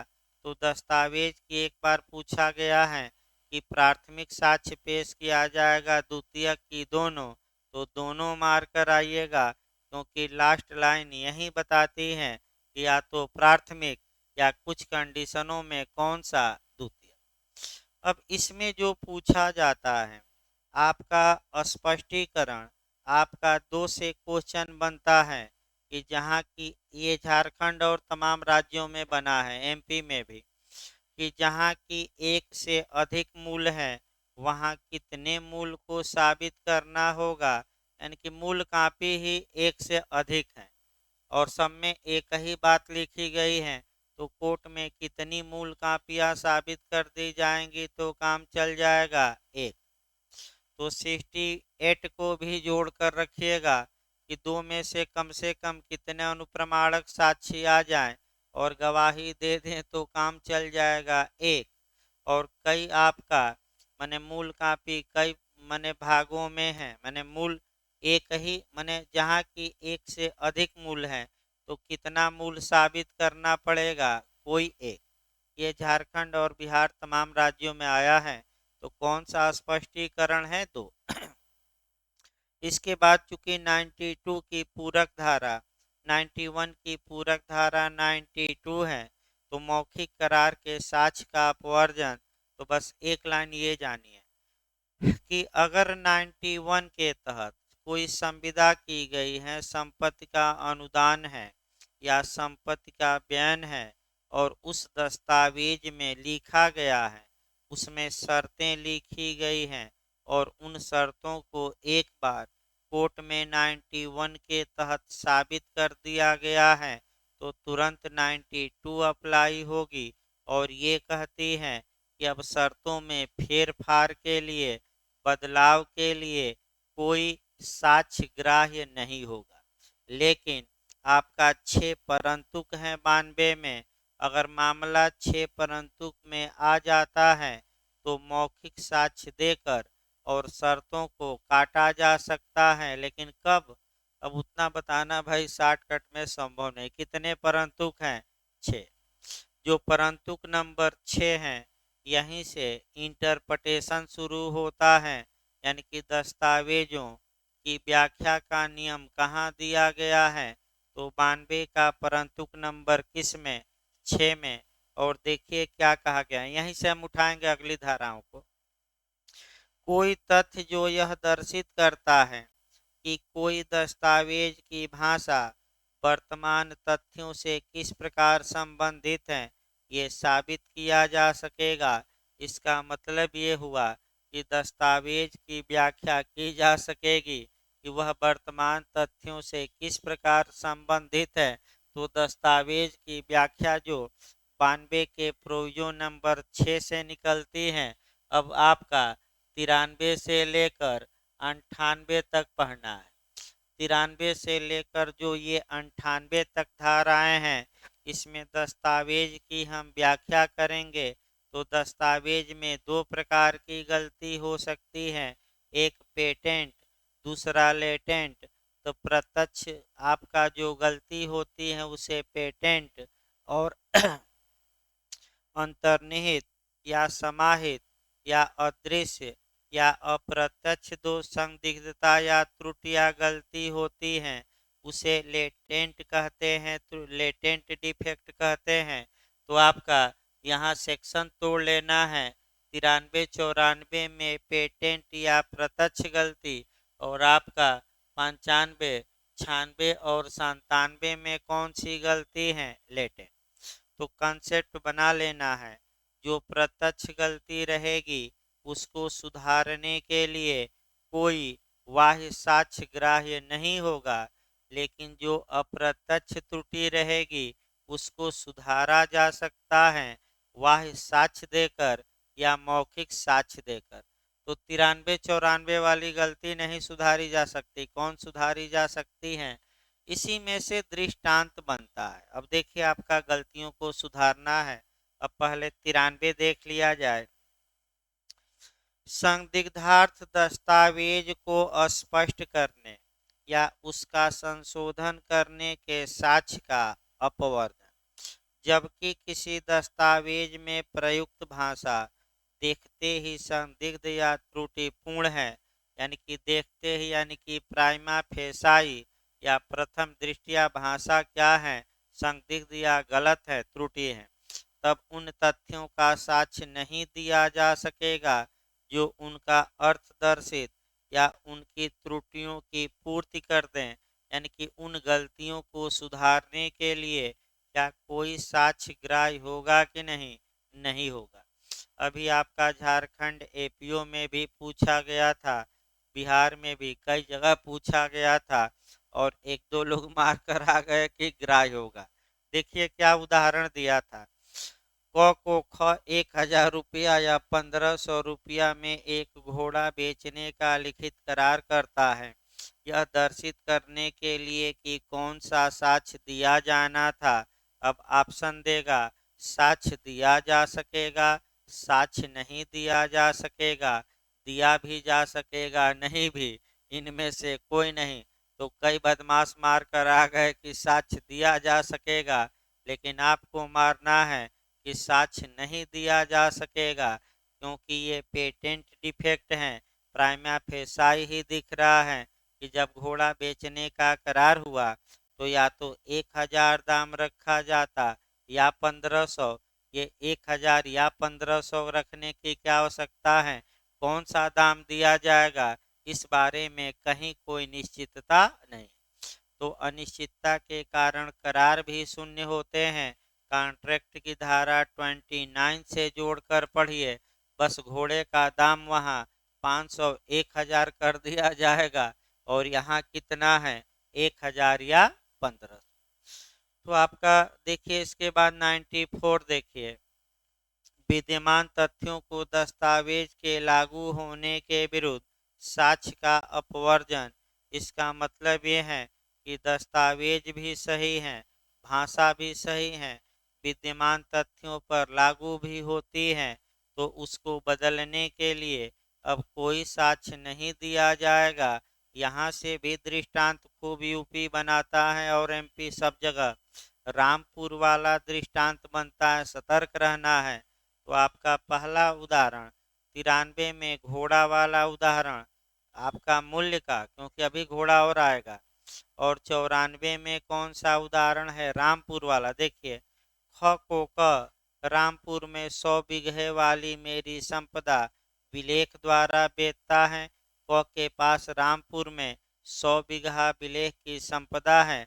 तो क्या अब ये दिखाया जाएगा कि श्यामपुर का खेत बेचना था, क्योंकि क ने रामपुर लिखा है कागज में 100 बीघा है और रामपुर में क के पास 100 बीघा वर्तमान में है, तो बेचा गया। अब श्यामपुर थोड़े और बलरामपुर दिखाएंगे कि नहीं, यहाँ नहीं हुआ। जब सब कुछ सही है तो उसमें काट छाट करना जरूरी है कि नहीं है? नहीं है। कौन सी धारा? 94। अब इनहेरेंट आइए, जो अप्रत्यक्ष गलती होती हैं उसमें गलतियां सुधारी जा सकती हैं। प्राइमा फेसाई गलती नहीं दिखती, जब दस्तावेज को लागू कराया जाता है तभी गलती दिखती है, तो उस गलती को भी देखा जाए। धारा 95, 96 और 97। 95 में देखिए भाई, विद्यमान तथ्यों के संदर्भ में अर्थहीन दस्तावेज के बारे में साक्ष्य, यानी कि दस्तावेज की भाषा अस्पष्ट है लेकिन विद्यमान तथ्यों के बारे में अर्थहीन है, तब ये साक्ष्य दिया जा सकेगा कि यह जो बातें लिखी गई हैं किस तथ्य के बारे में लिखी गई हैं। यहाँ जो उदाहरण है कलकत्ता और हावड़ा का उदाहरण है। क ख को अपना कलकत्ते का मकान बेचता है। जब धरातल पर जाया जाता है तो पता लगता है कि क का तो कलकत्ते में कोई मकान ही नहीं है, लेकिन उसी नाप नक्शा और नंबर का हावड़ा में मकान है। तो इस बारे में साक्ष्य दिया जा सकता है कि इसका इरादा कलकत्ते का मकान बेचने का नहीं था बल्कि किसका था? हावड़ा। 96 आ जाइए, उस भाषा के लागू होने के बारे में साक्ष्य जो कई व्यक्तियों में से केवल एक को लागू हो सकती है। इस गलती को भी सुधारा जा सकता है, यानी कि भाषा है और भाषा आपका दो या दो से अधिक व्यक्तियों में से किसी एक को ही लागू हो सकती है, लेकिन लागू हो रही हैं दो या दो से अधिक व्यक्तियों पर। तो इसमें आपका घोड़ा और हैदराबाद का फिर उदाहरण आता है, ये भी अच्छे से याद रखिए।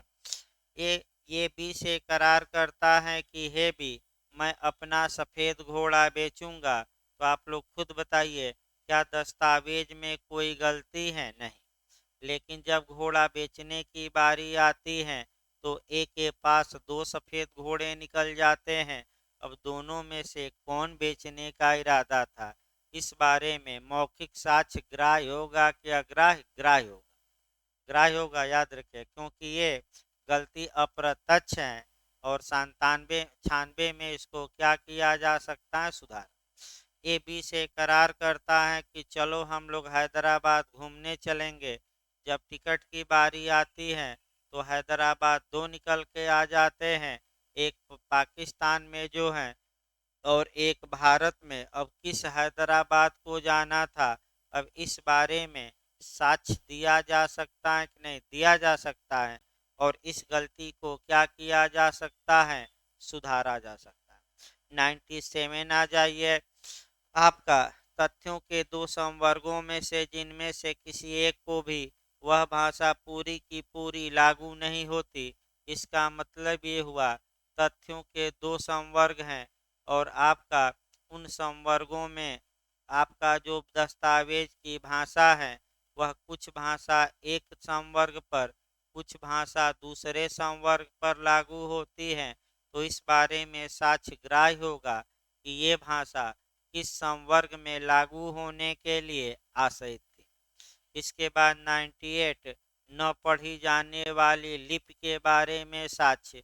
तो अब जो न पढ़ी जाने वाली लिपि हैं, विदेशी भाषा का शब्द हैं, अप्रचलित हैं, प्रांतीय हैं, लोकल हैं। तो इसका क्या अर्थ हुआ? क्या ये बताया जा सकता है कि नहीं? निर्वचन करके बताया जा सकता है, संक्षेप में लिखा गया, कामा देकर लिखा गया, या पुराने ज़माने में लिखा गया, आपका शॉर्ट हैंड लिख दिया गया। तो इनकी व्याख्या की जा सकती है कि नहीं? की जा सकती है। कौन सी धारा में? 98 में। जो 98 में क्वेश्चन बनता है वह दृष्टांत रट्टा मार कर जाइएगा, अपना दिमाग न लगाइएगा। 98 में जो दृष्टांत हैं उसको रट्टा मार कर जाना है, अपना दिमाग अभी नहीं लगाना है। ये एक मूर्तिकार हैं, बी से कहता है कि मैं अपनी सभी प्रतिमाएं तुम्हें बेच रहा हूँ। तो क्या इस बारे में साक्ष्य दिया जा सकता है कि प्रतिमा के साथ साथ ये औजार भी बेचने का इरादा रखता है? दिया जा सकता है। यह न कह दिया कि नहीं दिया सकता। दृष्टांत रट कर जाइए। आपका प्रतिमा के साथ साथ क्या बेचने का इसका इरादा था? औजार भी। क्या ये साक्ष्य ग्राह्य होगा कि अग्राह्य होगा? ग्राह्य होगा। अब 92 की पूरक धारा 99 है। तो 99 में क्या कहा गया है कि जो मौखिक करार के बारे में कौन साक्ष्य दे सकता है? तो 92 की पूरक धारा 99 है और 99 में एक लाइन याद रखना है कि जो मौखिक करार हैं उस बारे में वाद के पक्षकार और वाद के पक्षकारों के हित प्रतिनिधि कोई साक्ष्य नहीं दे सकते, लेकिन थर्ड पर्सन दे सकता है। तो क्वेश्चन ये बन सकता है कि मौखिक करार के बारे में कौन साक्ष्य दे सकता है? तो वाद के पक्षकार नहीं दे सकते, वाद के पक्षकारों के हित प्रतिनिधि नहीं दे सकते। तीसरा दे देगा, जो न तो वाद का पक्षकार हैं न उनका हित प्रतिनिधि हैं, यानी कि थर्ड पर्सन, और इनमें से कोई नहीं। तो बताइए कौन साक्ष्य दे सकता है? बहुत अच्छा क्वेश्चन बनता है। थर्ड पर्सन यानी कि जो न तो वाद का पक्षकार हैं और न उनका हित प्रति। इसके बाद आपका धारा 100 आती है। 100 बस एक लाइन है कि जो ये व्याख्या के नियम हमने 93 से लेकर और कहाँ तक बताए, आपका 98 तक, इन ये नियम क्या वसीयत की व्याख्या में लागू होंगे कि नहीं? नहीं होंगे। तो वसीयत की व्याख्या किस कानून के तहत? तो भारतीय उत्तराधिकार अधिनियम 1925 के तहत की जाती है। भाई आपका 10 मिनट का ब्रेक रहेगा, फिर एविडेंस चलेगा, क्योंकि लगातार हम लंबा नहीं चला सकते। अभी 8-10 मिनट का केवल ब्रेक, ज़्यादा नहीं। तो 10 मिनट के ब्रेक के बाद फिर आधा पौन घंटा चलाया जाएगा। अभी आपका 6:30 हो रहा है, 6 आपका 32-33 हो रहा है, तो 10 मिनट बाद फिर एक बार उड़ान भरा जाए, जैसे 67 से लेकर कहाँ तक समाप्त हो गया, 100 तक। उसी प्रकार आधा घंटा हमें फिर एक बार स्पीडी ट्रायल करना है, और जो बचेगा कल हर हाल में निपटा दें। तो भाई जो लोग कल नहीं आएंगे लाइव भी देख सकते हैं, नहीं तो तुरंत वीडियो अपलोड कर दिया जाएगा ऐप पर। एक बार एग्जाम से पहले क्रैश कोर्स जरूर देख लीजिए, क्योंकि भाई काफ़ी फायदेमंद होता है। और बिहार में तो एक दिन पहले पढ़ाना पड़ा, क्योंकि समय नहीं था, और 13-14 क्वेश्चन लास्ट वाले लेक्चर से आया था संविधान में। तो ये निश्चित मानकर चलिए कि एविडेंस में भी 90% क्वेश्चन कहीं गया नहीं है, जितना हम बता रहे हैं ये एकदम अटैकिंग बताया जा रहा है, जो टेक्निकल है और जहाँ से क्वेश्चन हमेशा बनते हैं। तो 101 से शुरू किया जाएगा, अभी 10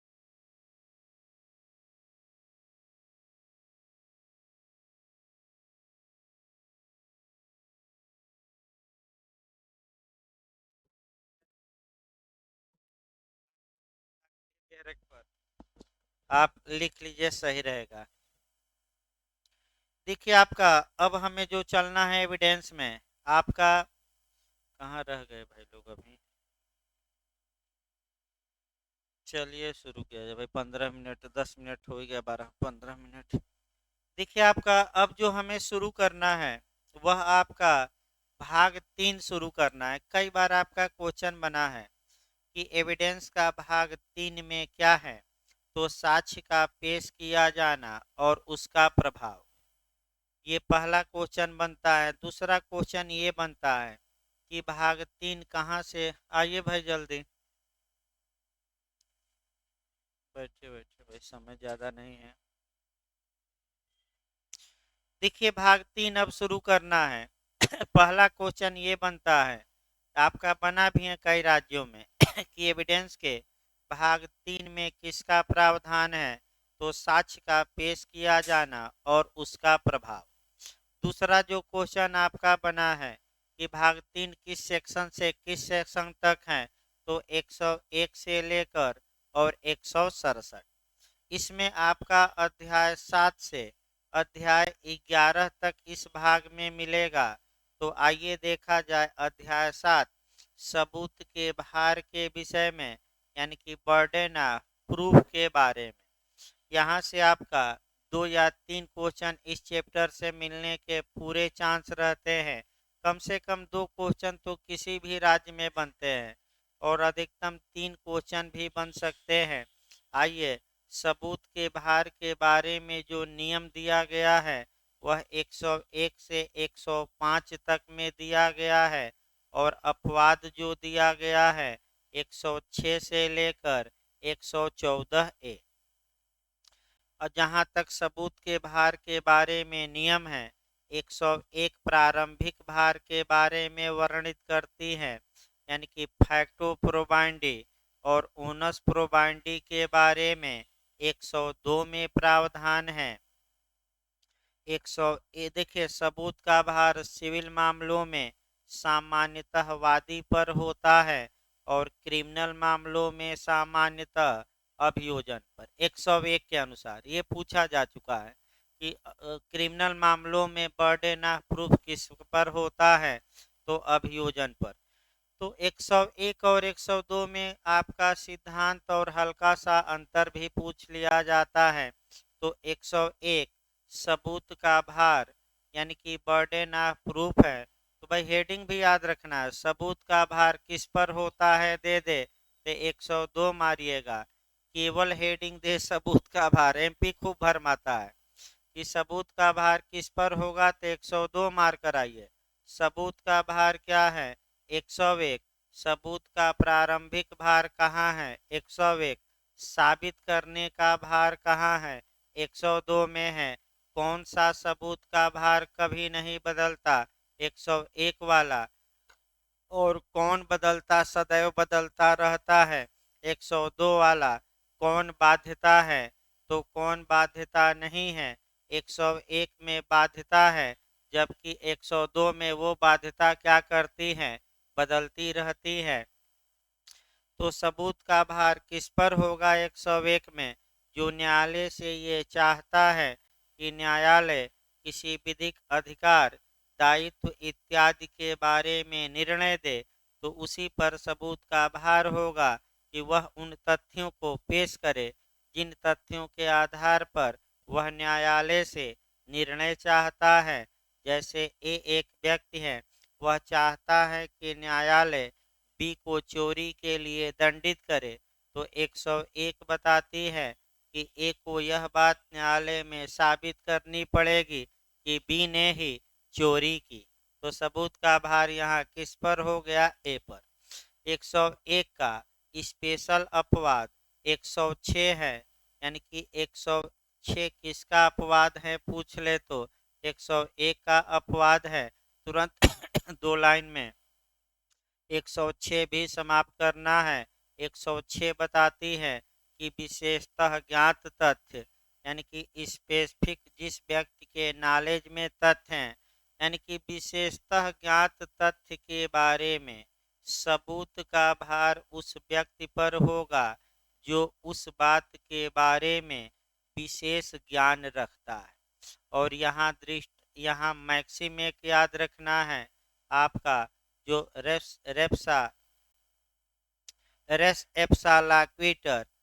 एप्सालाक्वीटर का सिद्धांत की धारा में है? 106 में है। घटना स्वयं बोलती है, प्रत्यक्षम किम प्रमाणम, यानी कि प्राइमा फेसाई ये बताती हैं घटना कि यही अपराध किया होगा, यही सिविल रॉन्ग किया होगा। तो ऐसी दशा में बर्डन ऑफ प्रूफ दूसरे व्यक्ति पर हो जाएगा। उदाहरण जो यहाँ याद रखना है, टिकट वाला। एक यात्री बिना टिकट के पकड़ा जाता है, वह टिकट लिया था। इस बात को साबित करने का भार किस पर होगा? यात्री पर। रेस एप्सा लाक्विटर जरूर याद रखिएगा। 106 किसका अपवाद है स्पेशल? 101 का। 102 आइए पूछा जाता है, सबूत का भार किस पर होगा? 102 तब लागू होगी जब दोनों पक्षकार कोर्ट में आ जाते हैं और अपना अपना साक्ष्य पेश करते हैं। ये ओनस प्रोबांडी हैं, साबित करने का भार है। ये सदैव बदलता रहता है, कभी कभी नहीं, हमेशा याद रखिए। कैसे बदलता रहता है? सदैव बदलता रहता है। और किस पर सबूत का भार होगा? Technical question. तो जो पक्षकार असफल हो जाएगा यदि दोनों ओर से कोई साक्ष्य न पेश किया जाए। तो यही मारिएगा देखकर, किस पर होगा 102 में? जो असफल हो जाए। 103 आ जाइए, विशिष्ट तथ्य के बारे में सबूत का भार। तो विशिष्ट तथ्य के बारे में सबूत का भार उस व्यक्ति पर होगा जो न्यायालय से चाहता है कि न्यायालय इस इस विशिष्ट तथ्य में विश्वास करे।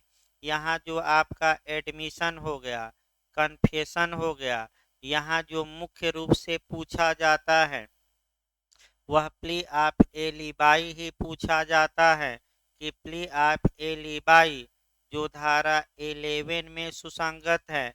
तो प्ली ऑफ एलिबाई साबित करने का भार किस पर होगा? तो जो व्यक्ति अन्यत्र होने का अभिवाद कर रहा है उसी पर होगा। अब उदाहरण न बताया जाए। आगे देखिए भाई, आगे इसके बाद 104, साक्ष्य को ग्राह्य बनाने के लिए जो तथ्य साबित किया जाना है उसे साबित करने का भार किस पर होगा? तो जो व्यक्ति चाहता है कि न्यायालय उसके साक्ष्य को स्वीकार कर ले, यानी कि एक तथ्य दूसरे पर निर्भर करता है तो दूसरे तथ्य को आप एविडेंस में पेश करते हैं तो पहला तथ्य आपको ही साबित करना पड़ेगा। जैसे उदाहरण के रूप में कोई व्यक्ति मर गया है, उसने मृत्युकालिक कथन किया, उदाहरण यूपी में आ चुका है। तो ये चाहता है कि न्यायालय बी द्वारा किए गए मृत्युकालिक कथन को साक्ष्य में स्वीकार कर ले। तो इसके लिए एक तथ्य और साबित करना होगा कि जिस व्यक्ति का मृत्युकालिक कथन है उस व्यक्ति की अब क्या हो गई है? मृत्यु हो गई है। और ये साबित करने का भार उस व्यक्ति पर होगा जो मृत्युकालिक कथन को न्यायालय से ग्राह्य बनाने की मांग कर रहा है। दूसरा उदाहरण, द्वितीयक साक्ष्य, यानी कि ये न्यायालय से कह रहा है कि हजूर हमारा द्वितीयक साक्ष्य स्वीकार कर लीजिए। तो धारा 65 में जो 7 दशाएं हमने बताई, उन दशाओं को साबित करने का भार किस पर होगा? ए पर, क्योंकि बिना दशाएं साबित करने किए द्वितीयक साक्ष्य स्वीकार नहीं किया जाएगा। 105 अभी बिहार में पूछा गया था। यह साबित करने का भार कि अभियुक्त का मामला अपवादों में आता है, यानी कि आईपीसी की धारा 100 नहीं, आईपीसी की धारा 76 से लेकर 106 तक में आता है। ये साबित करने का भार किस पर होगा? अभियुक्त पर कि अभियोजन पर कि दोनों पर? अभियुक्त पर होगा और अभियोजन पर नहीं होगा। तो ये धारा सिविल मामलों में लागू न होकर केवल क्रिमिनल में लागू होगी। और अभी बिहार में पूछा भी गया था इसी बार। 106 बता ही दिया गया। 107 बस एक लाइन याद रखना है।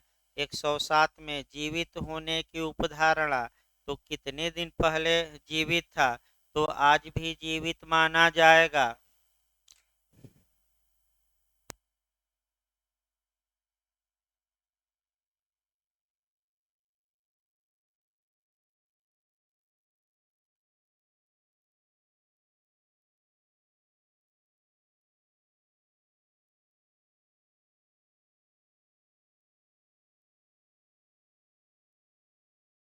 अब नए लोग भाई नहीं जानते हैं तो अलग बात है।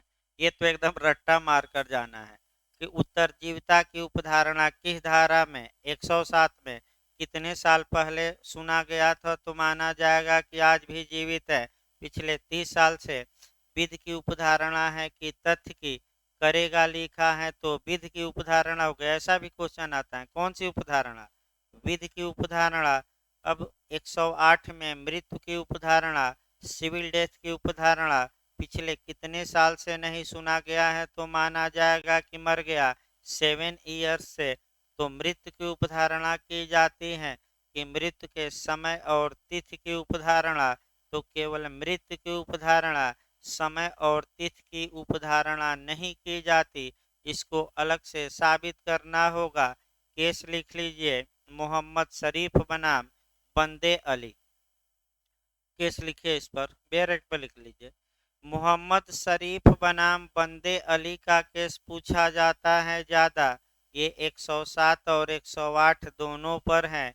और इस केस में बताया गया कि मृत्यु का अनुमान लगाया जाएगा, समय और तिथि का नहीं।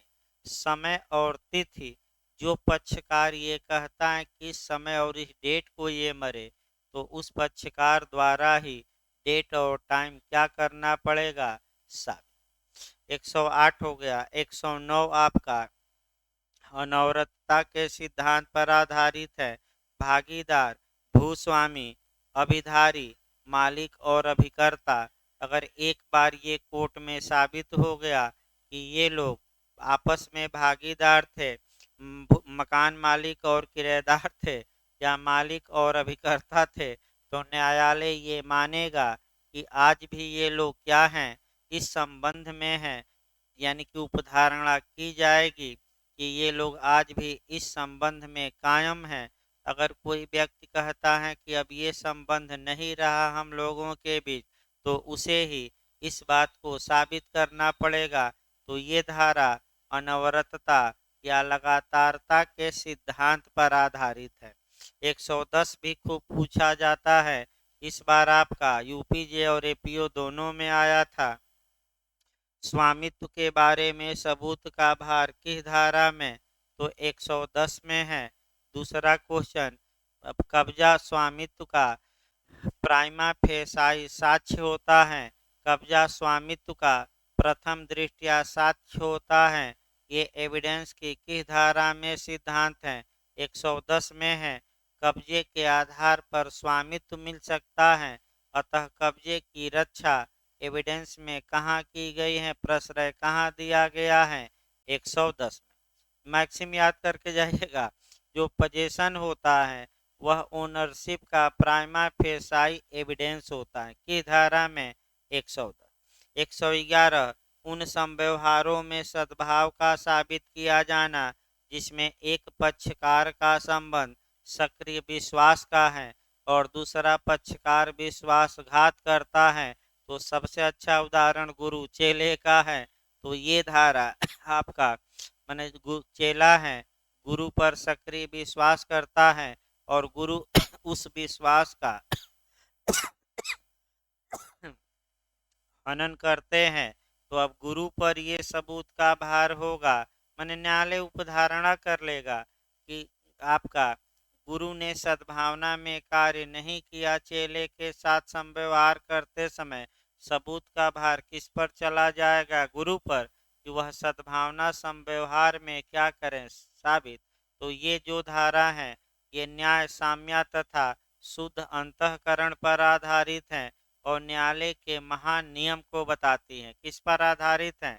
न्याय, साम्य और शुद्ध अंतःकरण। इसके बाद 111, हाँ वकील मुवक्किल भी इसी में आएगा, पुत्र पुत्री भी आएंगे, ये भी वकील मुवक्किल भी आएंगे, गुरु चेले भी आएंगे, पुत्र और पिता भी आएंगे। ये सक्रिय विश्वास करते हैं एक दूसरे पर, उतना बता नहीं पा रहे हैं। लेकिन आपका जो उदाहरण दिया गया है, एक उदाहरण क्लाइंट और वकील का, एक उदाहरण पुत्र और पिता का, और तीसरा उदाहरण में अलग बताया, बिहार में डायरेक्ट पूछा गया था, कौन सा? गुरु तथा चेला। ये कॉन्ट्रैक्ट की धारा 16 से भी अटैच है। अगला ये 111A, कुछ अपराधों के बारे में उपधारणा। तो अगर डिस्टर्ब एरिया घोषित किया गया है और 1 मास तक डिस्टर्ब एरिया घोषित किया गया था और उस दौरान कोई व्यक्ति आयुध सहित उस इलाके में पकड़ा जाता है, पाया जाता है, तो न्यायालय ये उपधारणा करेगा कि यह डिस्टर्ब करने में क्या था? शामिल। ये सब आपका विधि की उपधारणाएं हम बता रहे हैं 107 से। खंडनी उपधारणा चेंज होगी तो हम बताएंगे कौन सी उपधारणा है 107 से विधि की और कैसी है खंडनी। सेल्फ प्रिज्यूम लिखा है। 111 के बाद 112 ये कंक्लूसिव प्रूफ है, अकाट्य तर्क है, निश्चायक सबूत है, यानी कि ये विधि की ही उपधारणा है लेकिन अखंडनीय है। अब ये खंडनीय नहीं, कैसी उपधारणा, कैसा अनुमान? अखंडनीय। विधि का ही अनुमान है लेकिन कैसा है? अखंडनीय। तो यूपीजे में जो बना कि निश्चायक सबूत एविडेंस की किन धाराओं में है, तो 3 धाराएं रट्टा मार कर जाइएगा, रिपीट कर सकता है, 41, 112, 113। फिर एक बार देखिए भाई, रिपीट कर सकता है उत्तराखंड में। निश्चायक सबूत किस धारा में है? एविडेंस की 3 धाराएं, 41, 112, 113। फिर आपका 112 में पितृत्व का निर्धारण किया जाता है कि मातृत्व का? तो पितृत्व का। तो पिता कौन माना जाएगा किसी बच्चे का? इस बारे में निर्धारण किस धारा में? 112 में। तो धर्मजत्व का निर्धारण किस धारा में? 112 में। मातृत्व का कि पितृत्व का? पितृत्व का। मातृत्व कभी विवादित नहीं रहता क्योंकि जो स्त्री अपने गर्भ से बालक को जन्म दी है वह उसकी माता मानी जाती हैं। तो पिता का निर्धारण कैसे किया जाएगा? और देखिए भाई, अगर किसी पुरुष और स्त्री के बीच वैध विवाह के कायम रहते हुए स्त्री को कोई शिशु पैदा होता है तो वह पुरुष उस शिशु का धर्मज पिता माना जाएगा। अगर डाइवोर्स हो गया और स्त्री ने पुनर्विवाह नहीं किया, समय याद रखिए, और स्त्री को शिशु पैदा होता है लेकिन डाइवोर्स के कितने दिन के अंदर? 280 दिन के अंदर, तो उस शिशु का भी पिता वह पुरुष माना जाएगा जिससे स्त्री का विवाह हुआ था। अब नहीं है, विवाह हुआ था लेकिन स्त्री ने क्या न किया हो इस बीच? पुनर्विवाह। यह धारा एक अपवाद स्वीकार करती है, पहुंच का न होना, यानी कि पक्षकार ये बात साबित कर सकते हैं कि जिस समय संसर्ग हुआ होगा उस समय हम लोगों की पहुंच एक दूसरे के पास नहीं थी, तो डीएनए टेस्ट का आदेश कब दिया जाएगा? तो पहले साबित किया जाए कि पहुंच नहीं थी, तभी डीएनए टेस्ट का आदेश दिया जाएगा, जो यूपी में बना। ये निश्चायक सबूत है, काटेतर एक अपवाद है, यूपी में बना कि ये निश्चायक सबूत है, निश्चायक सबूत नहीं है, डीएनए टेस्ट के अधीन रहते हुए निश्चायक है। तो ये भी सही है कि डीएनए टेस्ट के अधीन रहते हुए क्या है, निश्चायक, क्योंकि डीएनए टेस्ट से दूध का दूध और पानी का पानी हो जाएगा। तो डीएनए टेस्ट का आदेश कब दिया जाएगा? आमतौर पे नहीं, पहले साबित करो कि हमारी पहुंच पत्नी के पास नहीं थी, तब, ऐसे नहीं। आइए 112 के बाद 113 देखा जाए, राज्य क्षेत्र के अध्यार्पण का सबूत। ये भी निश्चायक सबूत है, ये धारा अवैध है। आपका दामोदर गोवर्धन वर्ष देवराम कांजी के वाद में 1876 ईस्वी में ही प्रीवी काउंसिल ने इस धारा को अधिकारातीत घोषित कर दिया। तो क्वेश्चन बन सकता है कि कौन सी एविडेंस की धारा अधिकारातीत, अल्ट्रा वायरस या अवैध है? तो 113। और कौन सी धारा निश्चित है? तो धारा 2। कौन सी धारा निश्चित है? 2। तो इस ऐसा क्वेश्चन आ रहा है यूपीएपीओ में, धारा 2 पूछा गया था कि 1938 में संशोधन करके धारा 2 को निश्चित कर दिया गया था। तो हो सकता है अल्ट्रा वायरस इस बार पूछ ले। केस भी याद रखिएगा, दामोदर गोवर्धन वर्सेज देव राम कांजी। इसके बाद 113 ए इस बार बिहार में पूछा गया था। 113 ए कब जोड़ी गई? तो 1983 ईस्वी में जोड़ी गई। उत्तराखंड में पूछा जाता है कि कब से लागू हुई, एक्ट नंबर क्या है, ये देख लीजिएगा, आपका उतना भाई नोट्स में है। अब यहाँ आपका उत्तराखंड बन चुका है, कब जोड़ी गई, कब लागू हुई, अधिनियम संख्या, ये पढ़ना है घर पे, ये नहीं कि हम सब बता देंगे 100%। लेकिन बिहार में जो पूछा गया था कि किसी विवाहिता स्त्री द्वारा आत्महत्या के बारे में दुष्प्रेरणा किस धारा में दी गई है? 113 ए में दी गई है। ये धारा कब जोड़ी गई? 1983 ईस्वी में जोड़ी गई। अगला क्वेश्चन, ये कौन सी उपधारणा है? तो यहाँ पहली बार आपको तथ्य की उपधारणा मिलेगी। यही आपका क्वेश्चन गलत होता है, विध की ना मार दीजिएगा। उपधारणा कर सकेगा लिखा है, तो कौन सी उपधारणा है? तथ्य की, यानी कि तथ्यात्मक उपधारणा। तो विवाह के कितने वर्षों के अंदर विवाहिता ने आत्महत्या की हो? 7। अब आइए 113 भी, डावरी डेथ के बारे में उपधारणा, ये भी पूछा जाता है, कब जोड़ी गई? 1986 में। विवाह के कितने साल के अंदर उसकी मृत्यु हुई हो? 7 साल के अंदर। मृत्यु से पहले आपका उसके पति या नातेदार ने दहेज की मांग की हो, या उसके संबंध में क्रूरता बरती हो स्त्री से, और स्त्री के मृत्यु स्वाभाविक नहीं है, यानी कि प्राकृतिक न होकर कैसी हो, अप्राकृतिक हो, और ऐसी दशा में आपका तब 113 बी लागू होगा। ये भी क्वेश्चन आया था यूपी में। डावरी डेथ के बारे में उपधारणा किस धारा में? 113 बी। अब तथ्य की उपधारणा है कि विधि की? तो शब्द पकड़ना है, उपधारणा करेगा तो तत्विधि की खंडनी उपधारणा। विधि की कैसी उपधारणा है? खंडनी। कब से लागू हुई इत्यादि बातें भाई नोट से देखना है। 114, न्यायालय किन्हीं तथ्यों का अस्तित्व उपधारित कर सकेगा? तो 114 में कौन सी उपधारणा है? खूब पूछा जाता है। तथ्य की विधि की? तथ्यात्मक उपधारणा है, लेकिन खंडनी है। अब 114 में दृष्टांत याद करना पड़ेगा। पहला दृष्टांत, दूसरा दृष्टांत ज़्यादा पूछा जाता है, और जो एलेस्टेशन दिए गए हैं दृष्टांत का आपका ए बी में, यहाँ आपका कारोबार का अनुक्रम पूछा जाता है। तो एक बार झारखंड में कारोबार का अनुक्रम पूछा गया है। तो दृष्टांत नंबर जी देखिए भाई, जी है, डाक में डाला गया पत्र। आगे बढ़िए तो आपका बड़े बड़े में लिखा है दृष्टांत ABCD उदाहरण के बाद।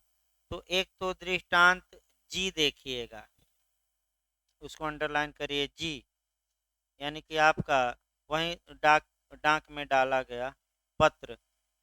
छ है ना, छ है भाई, दृष्टांत छ, छ या जी ये आ सकता है। एक दो बार रिपीट यही किया है, और भी अगर रिपीट करे तो आपका शुरुआती दौर के दो दृष्टांत पूछे जाते हैं। न्यायालय उपधारित कर सकेगा कि आपका चोरी हुआ और चोरी के बाद किसी व्यक्ति के पास चुराया हुआ माल बरामद होता है, तो न्यायालय यह अनुमान लगा सकेगा कि या तो यह चोर है या चोरी का माल जानते हुए पाया है। सह अपराधी भी हो सकता है पूछ ले। आपका दृष्टांत नंबर बी है कि न्यायालय यह अनुमान लगा सकेगा कि सह अपराधी विश्वसनीयता के अयोग्य हैं जब तक कि तात्विक विशिष्टियों में उसकी संपुष्टि नहीं हो जाती, यानी कि अन्य साक्ष्यों से उसके कथन को सपोर्ट न मिल जाए। भाई देखिए आपका जी, अब ये है कि भाई अगर मान लीजिए दिमाग उल्टा चले मैंने पेपर बनाने वाले का, तो ए से लेकर और आपका जे तक कोई भी दृष्टांत पूछ सकता है। तो ऐसे एक दृष्टांत और याद रखिए, जी के पहले च, च यानी कि आपका एफ, न्यायिक कार्य। न्यायिक कार्य के बारे में अनुमान दिया गया है। दो दृष्टांत इधर हमें लगता है जो 90% चांस है कि दो दृष्टांतों में आ जाना चाहिए जब तक अब तक का इतिहास जो है। आपका एक एफ याद रखिएगा और दूसरा कौन सा जी। इसके बाद आइए 114 ए, 114 ए भी आपका पूछा जाता है दुराचार के मामले में उपधारणा। पहला क्वेश्चन बनता है कि 114 जो ए है कब जोड़ी गई, तो आपका जवाब रहेगा 1983 ईस्वी में जोड़ी गई। दूसरा क्वेश्चन बनता है कि किस केस में दिए गए निर्णय के बाद जोड़ी गई, तो आपका जवाब रहेगा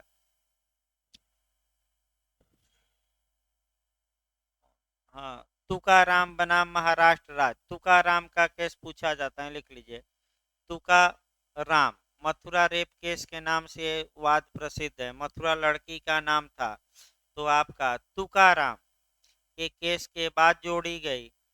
दूसरा क्वेश्चन आपका जो बन सकता है कि कब इसे प्रतिस्थापित किया गया, पुनः नए सिरे से 114 ए को जोड़ा मैंने लिखा गया, तो 2013 में उसी बेर पर लिखे 1983 में जोड़ी गई, 2013 में प्रतिस्थापित की गई और 2018 में इसमें कुछ संशोधन किए गए। लिखिए 2018 में कुछ संशोधन किए गए, सेक्शन बढ़ाए गए हैं 2018 में, इसमें आपका कुछ संशोधन किए गए। तो इसमें है क्या, सम्मति के बारे में है। अगर दुराचार किया गया है और स्त्री कहती है कि उसकी सम्मति नहीं थी, तो न्यायालय यह उपधारणा करेगा कि उसकी सम्मति नहीं थी। तो कंसेंट के बारे में प्रावधान है। इसके बाद आपका अध्याय 8 आता है। स्टापेल से भी एक क्वेश्चन बनता है, उत्तराखंड निश्चित बनाता है। तो इसको कल उठाया जाएगा भाई, क्योंकि बहुत लंबा भी चला देना। तो भाई कल आपका जो लोग न आएंगे उनके लिए सूचित किया जाता है, क्योंकि कल कई लोग जा रहे हैं। तो भाई एक तो लाइव क्लास चलेगी, और लाइव क्लास के बाद तुरंत 1 घंटा 1.5 घंटा में वीडियो अपलोड करा दिया जाएगा। कम से कम एक बार आप वीडियो रास्ते में भी जाते हुए लाइव क्लास भले न देखे, एक बार वीडियो जरूर पढ़िए, क्योंकि इधर जो क्लास चलती है लास्ट में वो काफ़ी फायदेमंद रही है आपका प्री के लिए।